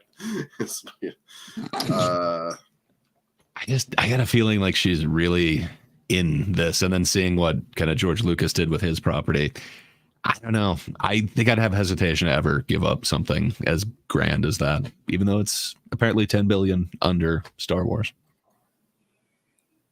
Yeah, I don't know. I guess I would love to be in such a tough conundrum as to whether or not to sell everything I've ever created for $10 billion or $5 billion or $1 million. I mean, if $10 billion is on the table, you have to at least like take a second and just be like, right? Lindsay, I was offered $5,000 mm-hmm. for sex, and I didn't say no right away. I would assume 10 billion, you sleep on it at the very least. All right, let me get back to you. Do you sleep on it or do you sleep with it? Yes. Well, you could literally sleep on $10 billion. Just make sure it's like singles or something. Yeah, but was it Breaking Bad? One of the best shots is the guy's just lying on the cash. Cheers, Deadhead. Oh, I don't know if you saw that. Doesn't matter. Okay, so can they work together if they can't buy it out from under her? So I guess the question is like, what do they want to do with it? Do they want to do the TV reboot where they completely recast it? Do they want to do a continuation of the Radcliffe stuff and somehow get him back involved along with Emma Watson and Rupert Grint, who was in a Knock at the Cabin? See, bringing it back full circle. Full circle. M. Night Shyamalan.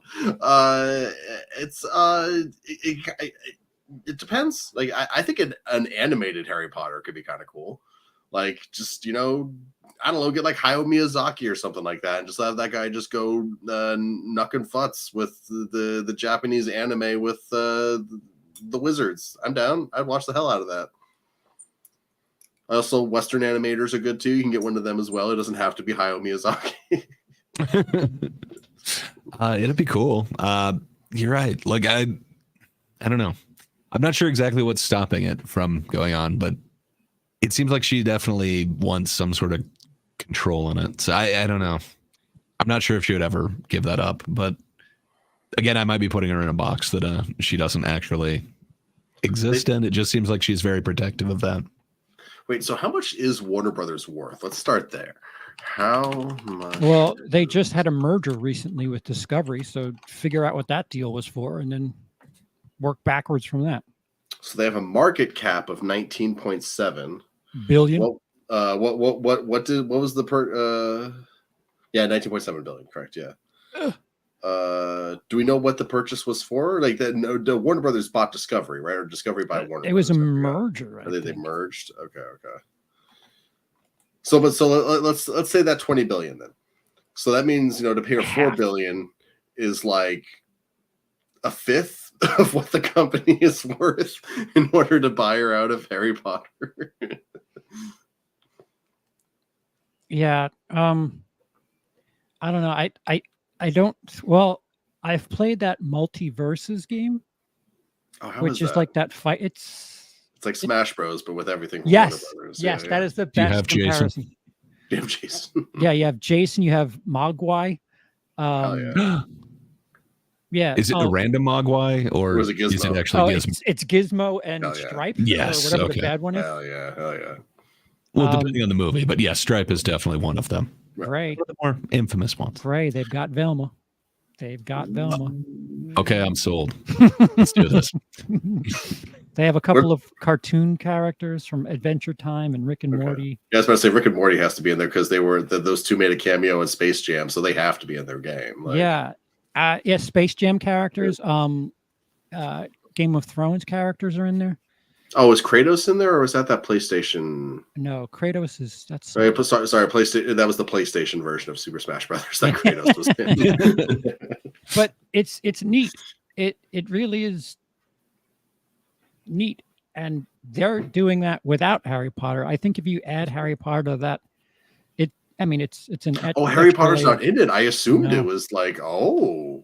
So I guess I was going to lead in and ask how much does Harry Potter make that game worth? And I don't know if it's better by half. Let's look at how I think Hogwarts there'd be Legacy more did. draw. Ooh, yeah, that's a good comparison. I'd have to think 22 there'd be. million. Sorry, go ahead. Yeah, I would just have to think there'd be more draw for any of those Harry Potter characters, but maybe I'm wrong. I just think, the Potters would probably beat out Velma, but maybe I'm wrong. Especially lately. Okay. So I guess we could put a pin in this. It's interesting. Oh, wait. Last question regarding this. What brought this up are they trying to do something new with Harry Potter that There's a TV show that they're talking about, but I thought it was basically just a reboot, but they're doing it, TV show longer. I could be wrong. I don't know. I'd heard that she wanted some sort of control in it, but that was all rumors, and that was like half a year ago that I think I heard it. So. Does she want to cast herself as Hermione? I think she wants to cast herself as Hermione. Yeah, I think if she's going to stick around, they might want to put something in the contract that says you got to knock the fucking Twitter off, like cut it out. Maybe. And I don't even know if that's enough for the social justice aspect of things. Watch. So they present her contract. It's like, okay, Joanne, you need to cut the Twitter out, and she's like, okay, and she signs it, but then she's like, you didn't say nothing about X. I Yeah, like don't know why I had her doing like a snappy thing. There's this. I think we all had her doing that in our heads. There's this subculture of people, and I forget what they're called, but they like go to public places and film shit and antagonize. I mean, like the weirdos that like film like fast food workers just trying to do their job, Yeah. Or like First Amendment auditors. That's it. Like, what are That's it. okay, First Amendment auditors. Okay. That like I have the right to do this, and I'm going to flaunt it. Is Mhm. sure you have the right, but you're fucking obnoxious. Just so we're all clear.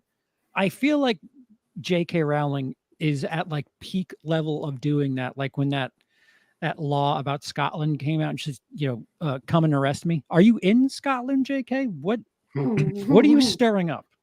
That's a good question, actually. Fair enough. I think she's honest with what she believes, though. Like, I think she does believe in it. So it's like, who else is on that level who has that much power that would just do that? Like, it is ballsy. I don't necessarily agree with everything that she does or says, but I don't know. She's trying to live it, I guess. Yeah, I just think this I'm bigger than I don't know, a community or a various group of people it's getting flaunted a bit too much, and I don't think people should be bigger than a law. I'm not saying that the law makes sense, but like the same shit kind of happened in New York where a trial verdict came down and people were worried about riots Mhm. And, you know, Well, Wait, who else there was has a a guy who, famous like, trial set going on himself in New York? fire. you Oh, guys, Ugh. yeah. wait, what? Ugh. There was a guy who, like, set himself Yeah. on fire at the Trump trial. So, like, I can see why, people would be kind of concerned that there could be rioting when there's some zealous people out there. But I don't know. The free speech Scotland thing, like, I gotta say, like, it seems like it really kind of trampled It's on rotten. I'm not people's rights. I'm So not I don't siding know. with Scotland in this case. I'm just saying the creating a bigger stink for something just to, like, I don't know, own some movement that you're not, a part of. It just, I don't know. Do you have the right to do it? Of course. But are you just being a bit of a fucking annoyance by doing it? Yes. I don't know. But she's got that FU money. So, She does have FU money. No one can take that away from her. Maybe the government could take it away from her, but no one else could take away her FU money. I agree. I agree on everything. Yes, the law, the Scotland thing is absurd. What you do in the privacy of your own house, if it's not hurting anyone, really, fucking, don't be ridiculous. However, the come arrest me thing, like, it's this game of chicken where if she were in Scotland and they did arrest her, she would rile something up to make that way more about her than the law. It's like, I don't know. I can't put my finger on the comparable, but it's the closest comparable I can bring up is Trump in court in New York, and I don't know. A jury of 12 of his peers found him to be guilty 34 out of 34 times. Man, I would have loved to have been that court when it's just like after like 28, 29, it's just like, can we, like, okay, like, we get it. Like, we I guess you have to read through all of them. I just wish there was a camera in there. Like, Right. I don't know, as amazing as, like, some of these kind of high profile trials have been, I just imagine, like, the viewership on this thing, like, so many memes and everything. But fair enough. I guess they don't allow it there. And that's another thing that, like, I really wish we would follow in the Denmark model. If you're not delivering news, you cannot call yourself news. The performative aspect of things would be really reduced. And is it entertaining? Yes. But is it completely true? No. And we have to stop treating things like that. Like, what is it? 2,000 Mules. They had to get rid of it. My boy. Like, all together. Lindsay's life partner, Dinesh D'Souza. It's not a mutual life. He hasn't accepted it yet, but he will one day. Soon. Yeah. So, like, I think the workaround on that is to say that it's based on a true story. Like you're gonna really cloud up fiction if you're not allowed to release material. Like, by that logic, is any documentary where they play, I don't know, dramatized footage, is that now not the truth? Yeah. Can you sue them for defamation if a dramatization aspect is incorrect? So I don't know if you've followed this baby reindeer thing at all, but yeah. So they in the start of their show said the following is a true story. Sorry, was the words that they used. So almost the exact same ones that the Coen brothers did for Fargo. Yeah. But supposedly some very key aspects were changed. Like it is about a stalker, and they do say that she was formerly convicted, and that the spoilers, there may be jail time once or twice in this thing. Supposedly the person that it's based on has never been to jail, has never been convicted. So she is now suing Netflix for $170 million. Or sorry, 170 million. I can't remember what that equates in pounds, but yeah. So there's going to be this huge show trial soon. So Netflix happened to go in front of Parliament and also say that, yes, everything is a true story. It is a real story based on Richard Gadd's recollection and his experiences. So it could really change things. But the part that makes it different is that they potentially said that somebody is a convicted felon when they might not be. So that's kind of the basis of her suit. So they did half of what Fargo did. They had the opening title that says this is a story, true story. And if you watch Fargo, the credits at the end tell you that it's fiction.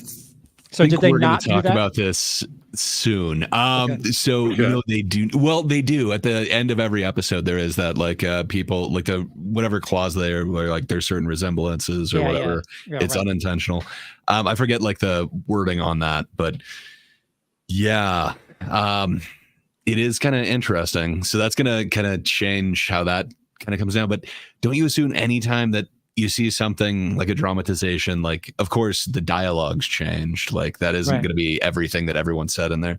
So I don't know, would you assume that there isn't some like Hollywood ending, or I don't know? And then could you not argue that you know, any changes at like the fact that the person actually went to jail or something, that could be a way to try and make it more anonymous, or that harder to find the real individual who this is based upon?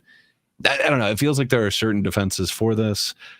But with Fargo, it's kind of crazy because I think it was Ethan Coen came out and I can't remember which magazine, but he said there's two actually real things in that movie. One is they read a story of a husband who put his wife in a wood chipper, and then the second part is there was some sort of scam where people were messing with the serial numbers at a GM factory. So those are the only two elements that are even close to true in Fargo. Everything else is made up and fictionalized, but I guess they didn't claim anybody was a felon. And that's kind of the main thing, is now it is real defamation. So what, did they use her real name? Nope. It's completely changed. And she is the only one who has confirmed that it's her. The way that people were able to find her is certain dialogue and certain quirks that this character had. They were able to search the actual writer, his Twitter, and they found like that same thing. Like there's a line about hanging curtains being used as an euphemism. They were able to just look through his Twitter history and find that she had used that towards him. So they immediately zeroed in on who this person is supposed to be. Wow. I don't know. I don't like the case for the person who's suing for defamation. Like if that person wins, we're in deep shit. Like all media is kind of fucked. But I at the same time, if they don't use her name, how, like, you outing yourself as the person who the thing's about is like. She was getting a lot of death threats and stuff through social media. So she is depicted as the stalker character in this thing. Mm-hmm. So she is kind of the baddie, and you know, people were able to kind of track her down pretty easily. Oh, so social media took it upon themselves to interesting. To get, nothing bad ever a happens bunch when of, you do that. Are you this character? And then you know, like, you deserve to be in. A lot of people were kind of threatening her. So it is sad. She felt like she had to then go to the media to say her side of the story. But she's not the most reliable protagonist, if you will, though. I think we need an internet license. The anonymity aspect is a little too exploitable, I think. Like if my, I don't know, internet license, or like, what is it called? The address that like is tied to your whatever. Is that IP address or something? Yeah. Yes. Like, if that were associated to me, I would really, you know, make sure that things that I was saying on the internet would not be that big a deal to where I could be, I don't know, in trouble for. I don't know. It's there's no right answer, but I think everything's just so out of control. Yeah. Yeah. Watch us on Thinkers Thursdays on that darn Twitch channel. So something that we've talked about quite a bit over the course of this company's rise to fame and their short frame in the spotlight was MoviePass. And there is a documentary currently on Max, and it's called MoviePass Movie Crash. And it too is a documentary based on some true events. We all kind of lived it. It's a And magical time. it is Magical, yeah. the only comparison I can make to it is Fire Festival for movie kids. But Fire Festival didn't have wasn't it 500,000 members or something? Or, I can't remember exactly how many, but there's no way that festival touched as many lives as this movie pass did. But Yeah. you're right. It feels very much in the same vein. Yeah, so I know people that signed up for Movie Pass just because it was $10 a month and then never used it because it was $10 a month. Yeah. Like that's in that price range where you could just buy it and then just like not even care. yeah, It sounded too good to be true. So I never did. I don't know. I was just like, there's got to be a catch. Like there's a scam. And I don't know. Apparently, you guys have a lot more experience with it. But I don't know. It seemed too good to be true. It just, come on, for less than the price of one ticket, you can get unlimited movies per month. Like, no way. Like, there has to be a scam here. yeah, Well, the moment they dropped the price to $10, I was like, they're not going to last a year, and I don't think they did. But like, we were paying a lot more than that for just a long over time. a year. Oh, so was it just over a year? Wrong. I want to say it was 15 months, but was it? Okay, you're not wrong. Okay. yeah, there's an aspect where people need it to maintain its value for 12 months, and it doesn't, and it's just like, oh, that sucks. Mm-hmm. I do remember a lot of people did like kind of prepay for the year or whatever when they did the $10 thing. So it ended up being $90 for the year instead of There was even more of a deal when you do that. Yeah, exactly. Wow. It's just I like didn't realize there was a set. Yeah. Yeah, Lindsay and I were talking about this earlier. I'm pretty sure maybe the most I was in on that was $40 a month, and I think it was like, was it 3 a week max? Yeah. At that point, it was very A-list-ish or stubs, whatever the hell it's called. Even that though, like that seems like good value. Like I know I'd be spending more than that. Yeah. Dude, when like at that point, it was like, oh, so do you want to cover movies on YouTube? Here is the key. And I would see 4 movies in 2 nights, Thursday, Friday. And that thing was so clutch. And like you said, even at $30, you're getting a discount. I was paying $58 at one point. I was totally fine with it. Just see 4 movies a month, and I'm clear. Like see 5, and I'm breaking even. Yeah, in New York, the average I think is $16 to $17 when that thing came out. So you're actually saving money by using Movie Pass. It doesn't make any sense. And back in the day, it made zero sense. Sorry. Back in the day, AMC, you got points for buying tickets for the AMC, like concession stuff. So I was spending because I wanted to help out the theaters, so I would buy concessions, but it was the concessions were cheaper, and it was just it was a magical time to be a movie boy. Let me tell you guys. Yeah, I think because I did the same thing where everything counted towards your stubs list or whatever. Whatever again, it's called back A-list, then, whatever the AMC shit. Mhm. And I think every second to third trip, I would have $5 off of concession stuff with the amount of shit I was getting. It was just, it was a really good time. That's but awesome. Things don't last forever.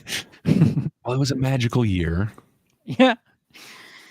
Yeah. And I think I don't like, they brought it up in the movie that people are probably willing to pay more. You could get it as like this intro rate at $10 a month, but once people see how valuable it is to them,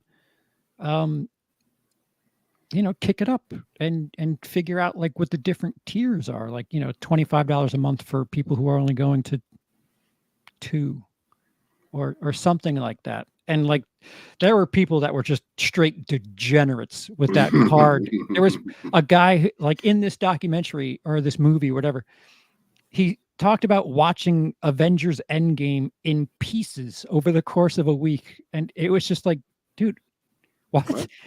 He talked about going in, watching a half an hour, going like to work or whatever, then going back the next day, watching the next half an hour, and then going like, oh, because it's free. Yeah, it doesn't matter if you're not seeing the whole thing. You just keep going. Yeah.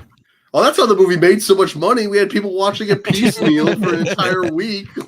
He was doing the TikTok movie thing, but in real life. But Weird. what that affects is well, like you said, Lindsay, the box office shows things for somebody who was there for 20 minutes.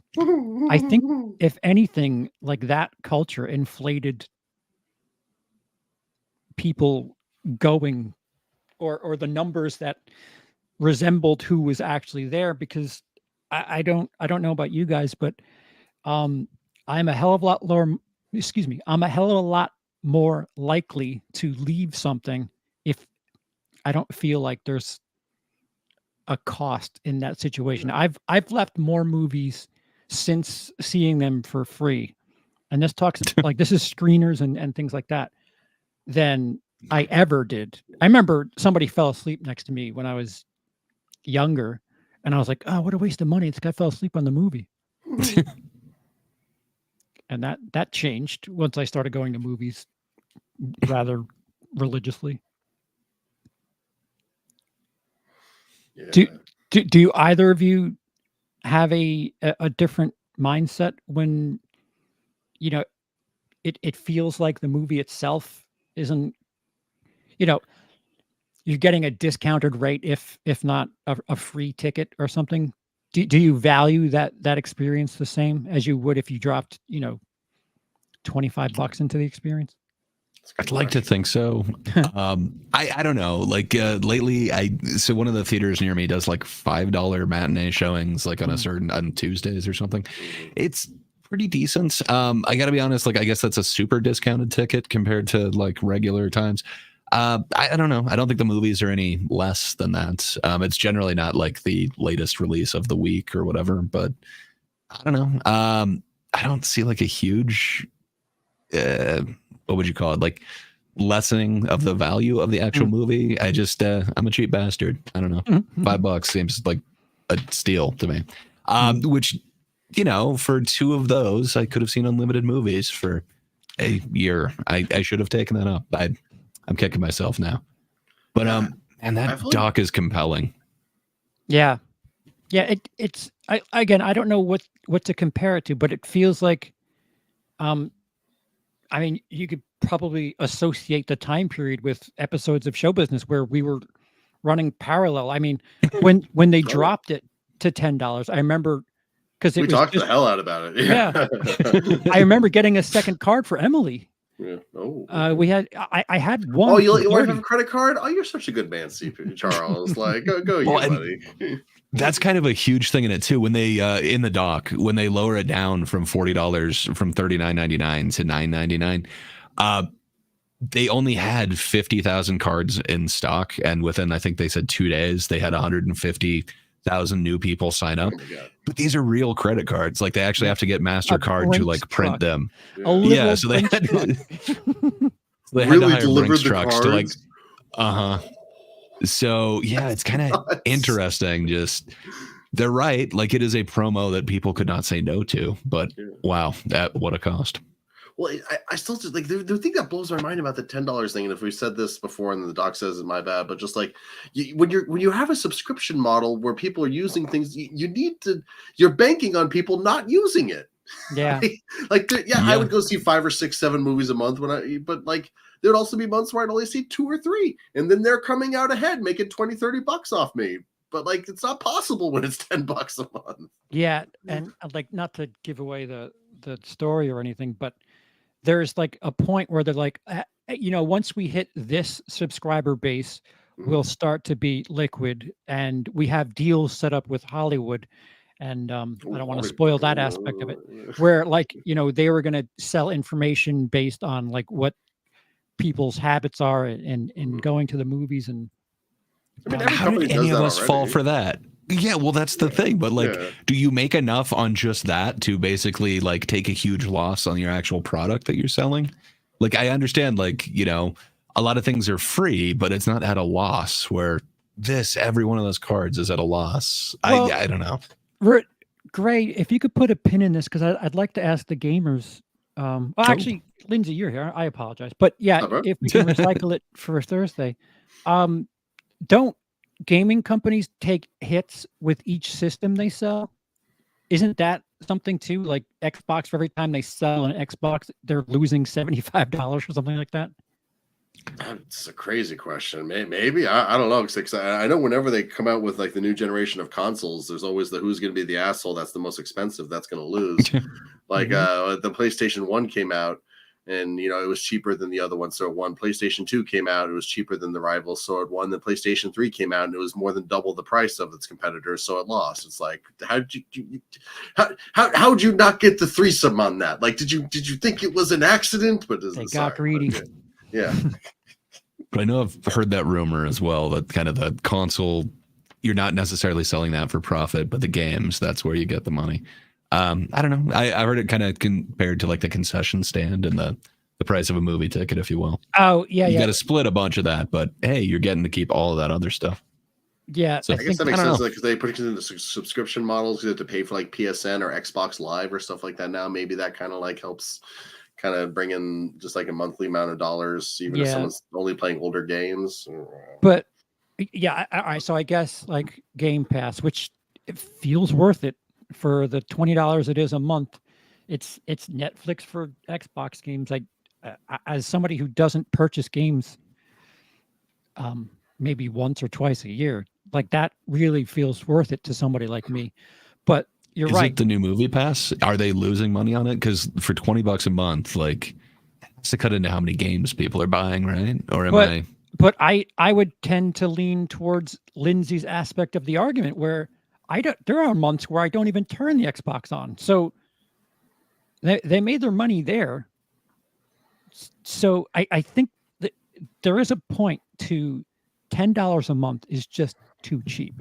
And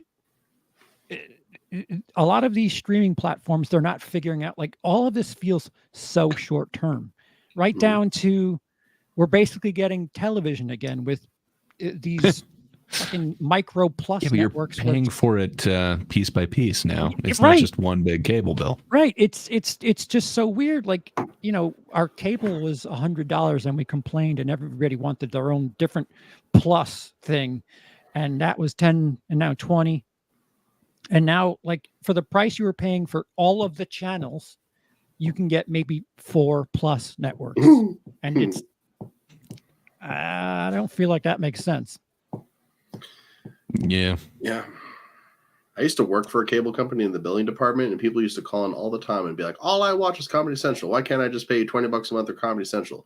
And our response was, it'd be more than $20 a month. It'd be a lot more than $20 a month. And now kind of here we are. It's not like significantly more than $20 a month, but it's getting there.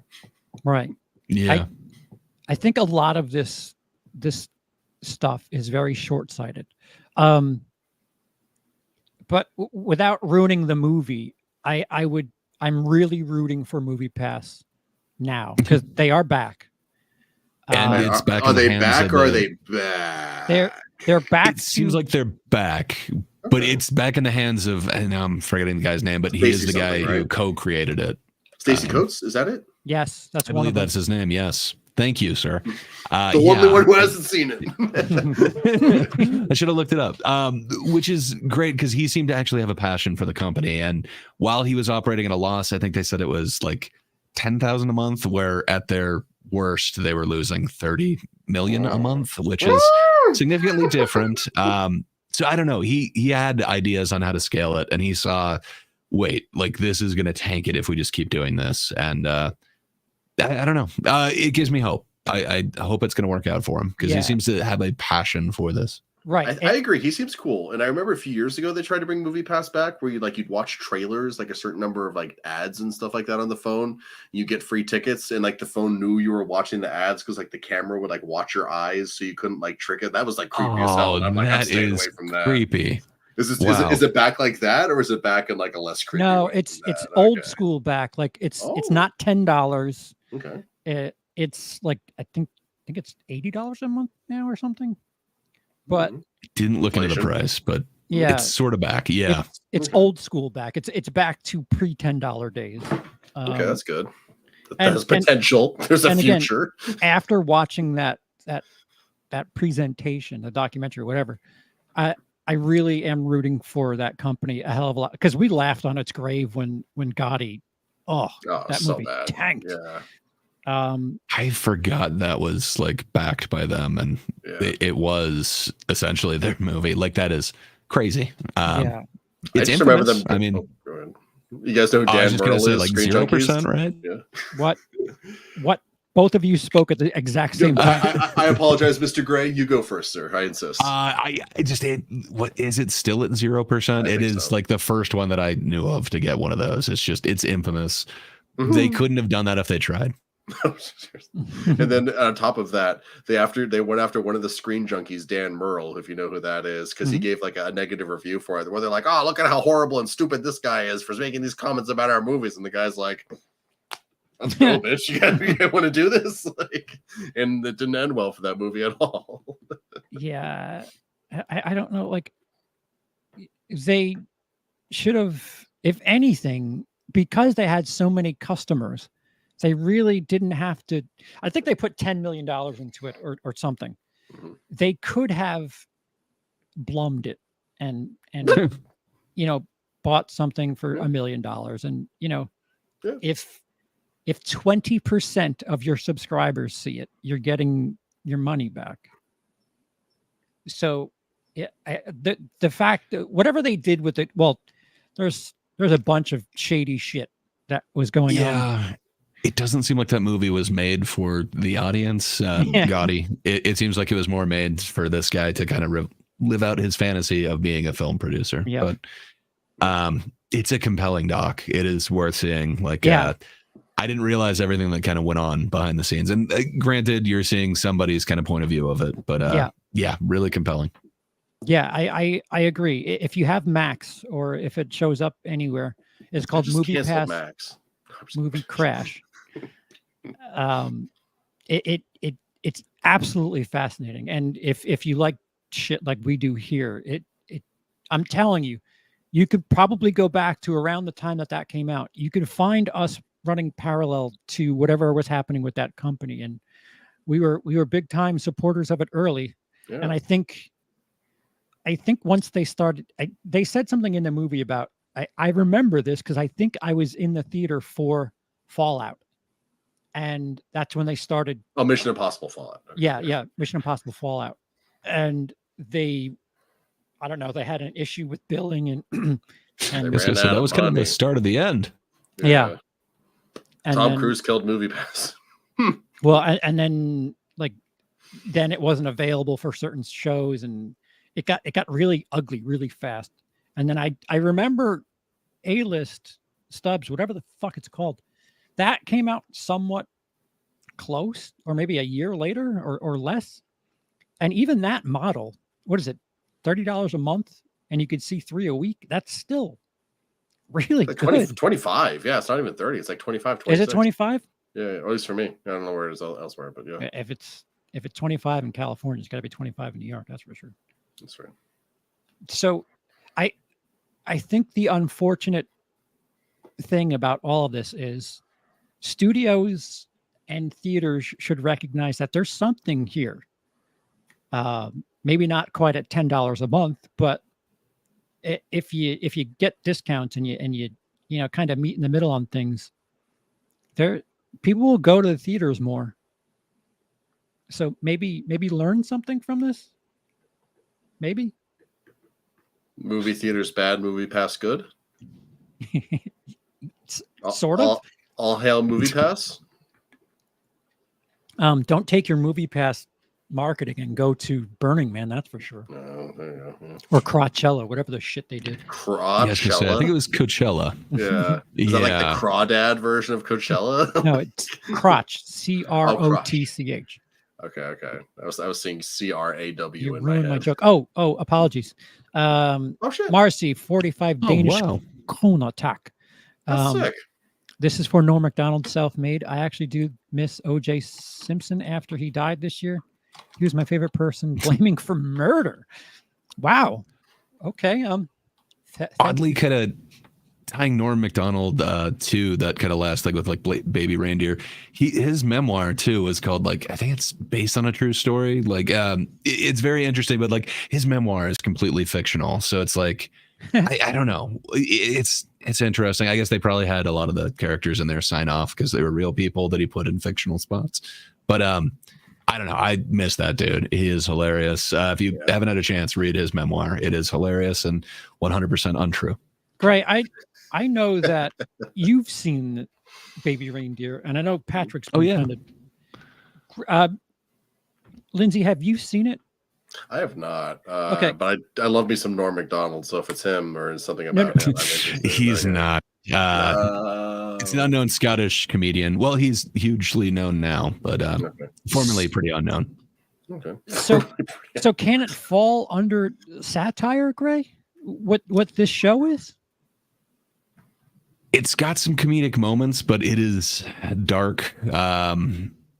I don't know. It's really pretty. They don't put anyone like in a horrible, like it's not like good versus bad. Like everyone's making bad decisions, and he fully like admits that he's like leading her on and stuff. That being said, I think that the humor that's there is kind of more awkward. I don't think you could say that it is like a parody type deal, but it is interesting. Like, okay, so if your stalker doesn't sign off on it, can you not tell your story? Because it is his story. Yeah, I mean, if they change the name, like, I cannot see them winning for defamation. I really can't. Like that's kind of alarming if they can, because, I mean, like what This Is the End of the World or whatever that Seth Rogen movie. Like, by that logic, Emma Watson should sue Sony because what she looks like. I don't. I don't know. It's uncomfortable. I think in real life, you should be able to say, this isn't real. This is based on reality. But when the time comes, you can't call yourself news if your opinions. I don't know where the line is. Certainly a hell of a lot more people have figured it out or worked on it, but I don't think this is the way either. Hey, Miss Sparkles. Is Sparkles? So it's just kind of interesting. So the other character or person that Marcy brought up was O.J. Simpson. Can you see like any of the Naked Gun movies the same way if he's in there? He was kind of my favorite part of those movies. I love the whole, is it Norbert character? But no, it seems odd to me. But his best was Norm's jokes on him for sure. Marcy's got a point there. So funny, I never actually saw any of the Naked Gun movies were the other ones that he was in, right? Yeah, no, which is funny. I love Leslie Nielsen. I adore that man. I just somehow completely missed them. Yeah. It's from the Files of Police Squad. It's great. That's Leslie Nielsen's best right there. I absolutely love it. And those movies are just amazing. And I gotta say, like OJ was just the best in those as that character that just has a series of unfortunate events all the time. But actually, keeping it at O.J. Simpson, I think he lost the civil trial, didn't he? Didn't he like owe a ton of money to the victims? Yeah. Yes, that was supposedly why another crime happened, because he had to sell off a bunch of his memorabilia. And he did. I don't know. I don't know what I do not know what the terminology I want to use is here. I want to take this time to remember to tell you all that I don't know what clickbait is. I've used that term incorrectly for my entire time on YouTube. So I think you'd know it when you see it. Apparently I don't. I had like 5 things that meant clickbait, and whenever I said it, I meant all 5 at once, I think. But O.J. Simpson had something to do with the If I Did It book. And apparently he... yeah. Apparently where if was very tiny. Yeah. I do remember that. Apparently he did some sort of interview, and it was kind of tasteless, where like he played out the If I Did It story, and it I don't know. That seems of poor taste. For sure. Yeah, I think he was hurting for money at the time, but yeah, it got him back in the headlines. I can't think of anything else he's done that I've heard of since then. He wrote it. Ugh. Yeah, I think he had a ghostwriter, but yes. So he ghosted it. Rumor about OJ being picked to play Terminator before Arnold. Yeah, that definitely is a rumor. I've heard that one before, but that's amazing. Completely different movie. True. Jesus, yeah. Can you imagine the world where Arnold wasn't the Terminator? Like, what was that like? Did 9/11 happen in that world? Like, what is that timeline like? I want to see what, like, I'm not saying that OJ was Terminator, but just someone else. Arnold Schwarzenegger was Terminator. We had 9/11. Very good. Bro. Very good, Lindsay. Well, if you remember, there was this film called Last Action Hero, and in it there was this movie where Arnold didn't exist. It was just Sylvester Stallone, so I think we'd be okay. You sly bastard, dude. Well done. Well done. Sly, you got sly, me. get Yeah, it, sly. yeah. God, I love that movie too. Last Action Hero. It's so good. Jean-Claude Van Damme is the Predator. He's the person in the suit for a couple of shots. Yes, a couple shots. It was a different Predator at that time. He had the weird mantis head and was I can't remember what color, but it was very. It was a red. different thing. It was very, it looked like a giant shrimp in the woods. It did. Well, it makes sense. Like, there's not a lot of red in the jungle, so you can key that out easily without really messing with anything. But even still, yeah. So, if you have interest in this stuff, please check out Movie Pass, Movie Crash. I really don't want to spoil aspects of a true story. We've really danced around the word "true" this episode. True that, but. I really would like to see what the gang over on Thinkers has to say about operating at a loss, because I would assume that game platforms aren't exactly. I don't know where money is made for gaming things, because I'll have to find the stat that I read about Xbox. Every time they sell an Xbox console, they were like losing $100 or something like that. And how do they make that money back? But short term, $10 a month was making nobody money. I don't know what the hell they were doing. Well, I get the idea, because like if it's that low, then a lot of people sign up for it, but you're also losing money the entire time. So is it worth it? Like, well, what's the break-even point at that point? I feel like it's got to be like, what, 300 million, and that's like basically the population of the United States at that point. Like, it's not feasible. Yeah, I mean, they kept saying that they were going to sell the data and get money that way, but it doesn't make any sense. Even though supposedly they had the Prime data that they could tell you exactly how many people went to exactly what movie or whatever, but is it that unique of data? I don't know. It certainly wouldn't be enough to get that much of a loss. I don't know. I'm not sure how we all fell for it. $10 a month for things that cost more than $10. That's how we fell for it. It wasn't sustainable. Like, and the fact that there's a very big pyramid scheme aspect to it all is kind of, well, I don't know. They're spending money on shit they really shouldn't have been spending money on. Ugh. Like Coachella. True. Woof. Well, they also tried to get Movie Pass Air, if you don't remember. They were also selling airplanes for a moment. Jesus. Yeah, Travolta's plane. Wasn't it Travolta's plane? Yeah, I think so. Movie Pass Air or something? Ugh. Yeah, I don't know. There's value in certain things, but not everything needs to be a subscription service, I guess.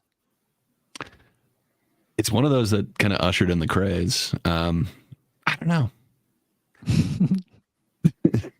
I think it's here to stay, the subscription thing. Oh, yeah. People like that. Yeah. And it's a model of making people forget. The gyms kind of originated that. And that seems profitable. Having something that people will pay monthly for but won't use. What Movie Pass was an inverse of that. $10 a month. If you use it once, it's paid for itself. No, And they've already taken a loss if you use it once. Like, right, it's, right. yeah. I don't know.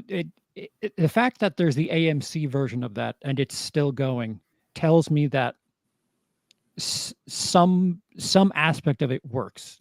And I would assume AMC works because they're essentially giving you free tickets, and like we've said a numerous amount of times, you're more likely to get food. Yeah. And that's where they make their money. It just sucks you can't just stack the price of the tickets that you're buying from them on themselves in order to get even more points anymore. Yeah. Yeah. Well, one of the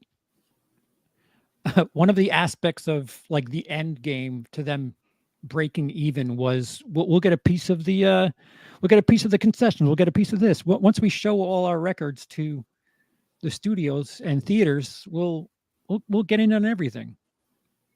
That part never happened. I mean, there is a resurgence that you can see from when they kind of made that push to like people actually going to the movies. So they had an effect on the industry. They're part to blame for that kind of Marvel push, but I don't know. It definitely wasn't sustainable. But man, was it a magic year? A couple years. Fair enough. Like I think they only did the $9.99 for like 1 year, but yeah. Yeah, see now I'm tempted to kind of correlate when it was actually happening to our stuff, because I at least once we talked about it favorably, and of course towards the end we probably, especially like around the Gotti time, it got dark. It got dark as far as we were concerned. Well, I feel like I was also kind of part of the problem, because towards the end they're like, okay, you can't see this movie, this movie, this movie, this movie, this movie, or this movie. But I would just get a ticket for another movie, do the little din and just go into the movie anyway. They talk about that in the movie where like you have to take a picture of your stub, and it like they said there was no, apparently people were taking pictures of the middle fingers, and like it got messy. Anything else this week? We've gone long talking about a whole bunch of nothing. No, we've had some fun here. I mean, I got to talk about Shyamalan. That's a good night for me anytime. Lindsay? I mean, go see Fury Road if it's still near you. Like Furiosa, like just stop not watching it and go watch it. Like, or wait till Wednesday and watch it at home. No. No. So, Gray? I didn't think I'd get to talk about OJ, but I want to bust out the Naked Gun movies now. There's some great flicks. You should do yourself a favor and check them out. You should get on that, Lindsay. You really should. Okay. And I don't know. I don't know if I don't really want to watch The Acolyte, but for as much stink as going around, I just kind of want to watch it just to be like, all right, how bad or not bad is it? I'm not expecting it to controversial episodes coming out like either tonight or tomorrow. So can't wait.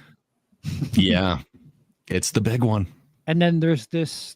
I mean, you guys have brought it up a couple of times now. I keep meaning to watch that Baby Reindeer thing. You should. It's intense, but it made me have feels. I would check it out. I guess it's like the most popular thing Netflix has ever done, and it's going to be a one-off. So more than Making a Murder? From what more I than Red Notice. From what I hear, it is. It was a hard thing to beat, but they did, apparently. Wow. And this added controversy, like, what was it, like, I guess like 8 weeks ago now, or 6 weeks ago now. And people are still talking about it. I think the Piers Morgan interview got like 130 million views or something like that. So it is, it's still kind of hot. If you do have a chance and you're not too triggered by stalking, it's worth seeing. Lindsay, do you have any stuff coming up you wanted to promote or anything? I still got that AI video that I've been working on. I've fallen way too far down the rabbit hole for the Next Stop Paris. That AI movie. finish. Oh, I mean, maybe, but I've been having fun with, like, I've had AI generate me anti-AI videos, which have been fascinating to watch. I've been having some fun. You're gonna break Skynet doing that shit. You know that, right? If anything, I'm going to create Skynet. It's going to be Sky Lindsay, and it's going to wipe us all out. Here's a Budster Brown. I watched your video. Budster Brown co-released 31 on 31. Nice. Not officially endorsed by Top Cream, but I'm sort of doing it now because he did the right thing and gave us credit for it. Okay. Go check it out. I mean, right now it's more content than I have up for that. But great work, sir. If my video came out on time, I'd be a little less disgruntled, but it's my own problem. So but you'd yeah, be gruntled? I don't know. I'm just frustrated. I'm sorry, man. I'm telling you, I filmed everything first. That's love what's you, frustrating. I know. That doesn't look like a heart, but I love you, boo. I weird potato you. Yeah. In the meantime, check their video out. Budster Brown has a 31 on 31 for the comedy category. And I'm going to make a slight reference to it because I have to film stuff all over again. But right on. He gave us all credit. That was really cool. Hell yeah. Which hasn't happened in the past. Wait, Leslie Nielsen's going to be in a remake of The Naked Gun? I thought, didn't he die? No. Instead of Leslie Nielsen, it's going to be Liam Neeson. I've read Liam Neeson as Leslie Nelson just in my head. I'm just like, it just makes so much sense that such a similar name would replace him. I hope it does well. I think it's gonna. I hope it's one of those that I go in not having high expectations for, and I hope it blows me away because man, those are some funny movies, and the Police Squad series is just amazing, but. I don't know. Can somebody else do what Leslie Nielsen does? I'm not sure. He is the master at keeping a straight face when everything is just ridiculous. Have you ever seen him in interviews? He always brings a whoopee cushion. It's amazing. It's like an electronic fart machine. Oh, that's what it is. That's what it is. Crazy. Yeah. I love that guy. He was a crazy treasure, and absolute fucking legend. Absolute legend. Gray, what do you got coming up? Absolutely nothing. Check out The Thinkers Thursday. The other show should be coming back soon, but I don't know when. So every Thursday on That Darn Kidda's channel, check out The Thinkers. It's also got Charles there. Yeah, you can witness if you want to see more Charles, check it out. Yeah, talking about more serious stuff. Although we talked quite a bit about serious stuff this week, so I don't know if that's quite a divorced subject. As you can see, like I said earlier in the show, you'll know when everything's sort of getting better for me, and I'll have a light on my face when that is the case. There were some aspects of the 31 video that are salvaged, and I'm kind of thankful I put them up to like the Patreon page and things, because I just kind of like retook them down and put them into other subjects and other things, like the prologue, the rough prologue was up on Patreon. I took it down and just kind of redumped it out. In the meantime, I might touch that up a little bit, but I did touch it up, and that's not what I had saved. So I'll work from my most recent saved point. There are some things, like some gags and some elements, that will probably make it over, but I'm going to have to refilm things, and I still need to get a new lens and a light. I don't know if I need the hard drive right away, but the lens and the light. Well, probably the light first, because worst case I can film on this fucking thing. But the light first, and then I can work from there. But again, if you know anybody that needs editing work, now more than ever, let me know, and we'll see what happens. But like Grace said, Thinkers every Thursday. I don't know what happens in the meantime. And just to plug my channel and to plug CP2, the intros to my channels, both of them were I said the wrong. Both of them were made by Charles, and they're both incredible. So if you watch my stuff and you go, Lindsay's got some dope intros, go to Charles. He'll make some for you, and they'll look amazing. Well, Gray can you watch Thinkers on Thursday? You'd be surprised the orchestra Gray can put together. using only Skynet. I'll score it. Charles will edit it. It'll be great. And I'll just be there for fun. All right, guys. Until next time, we'll see you. And thanks everyone for the super chats and joining in. Seriously. Toodles. Have a good one.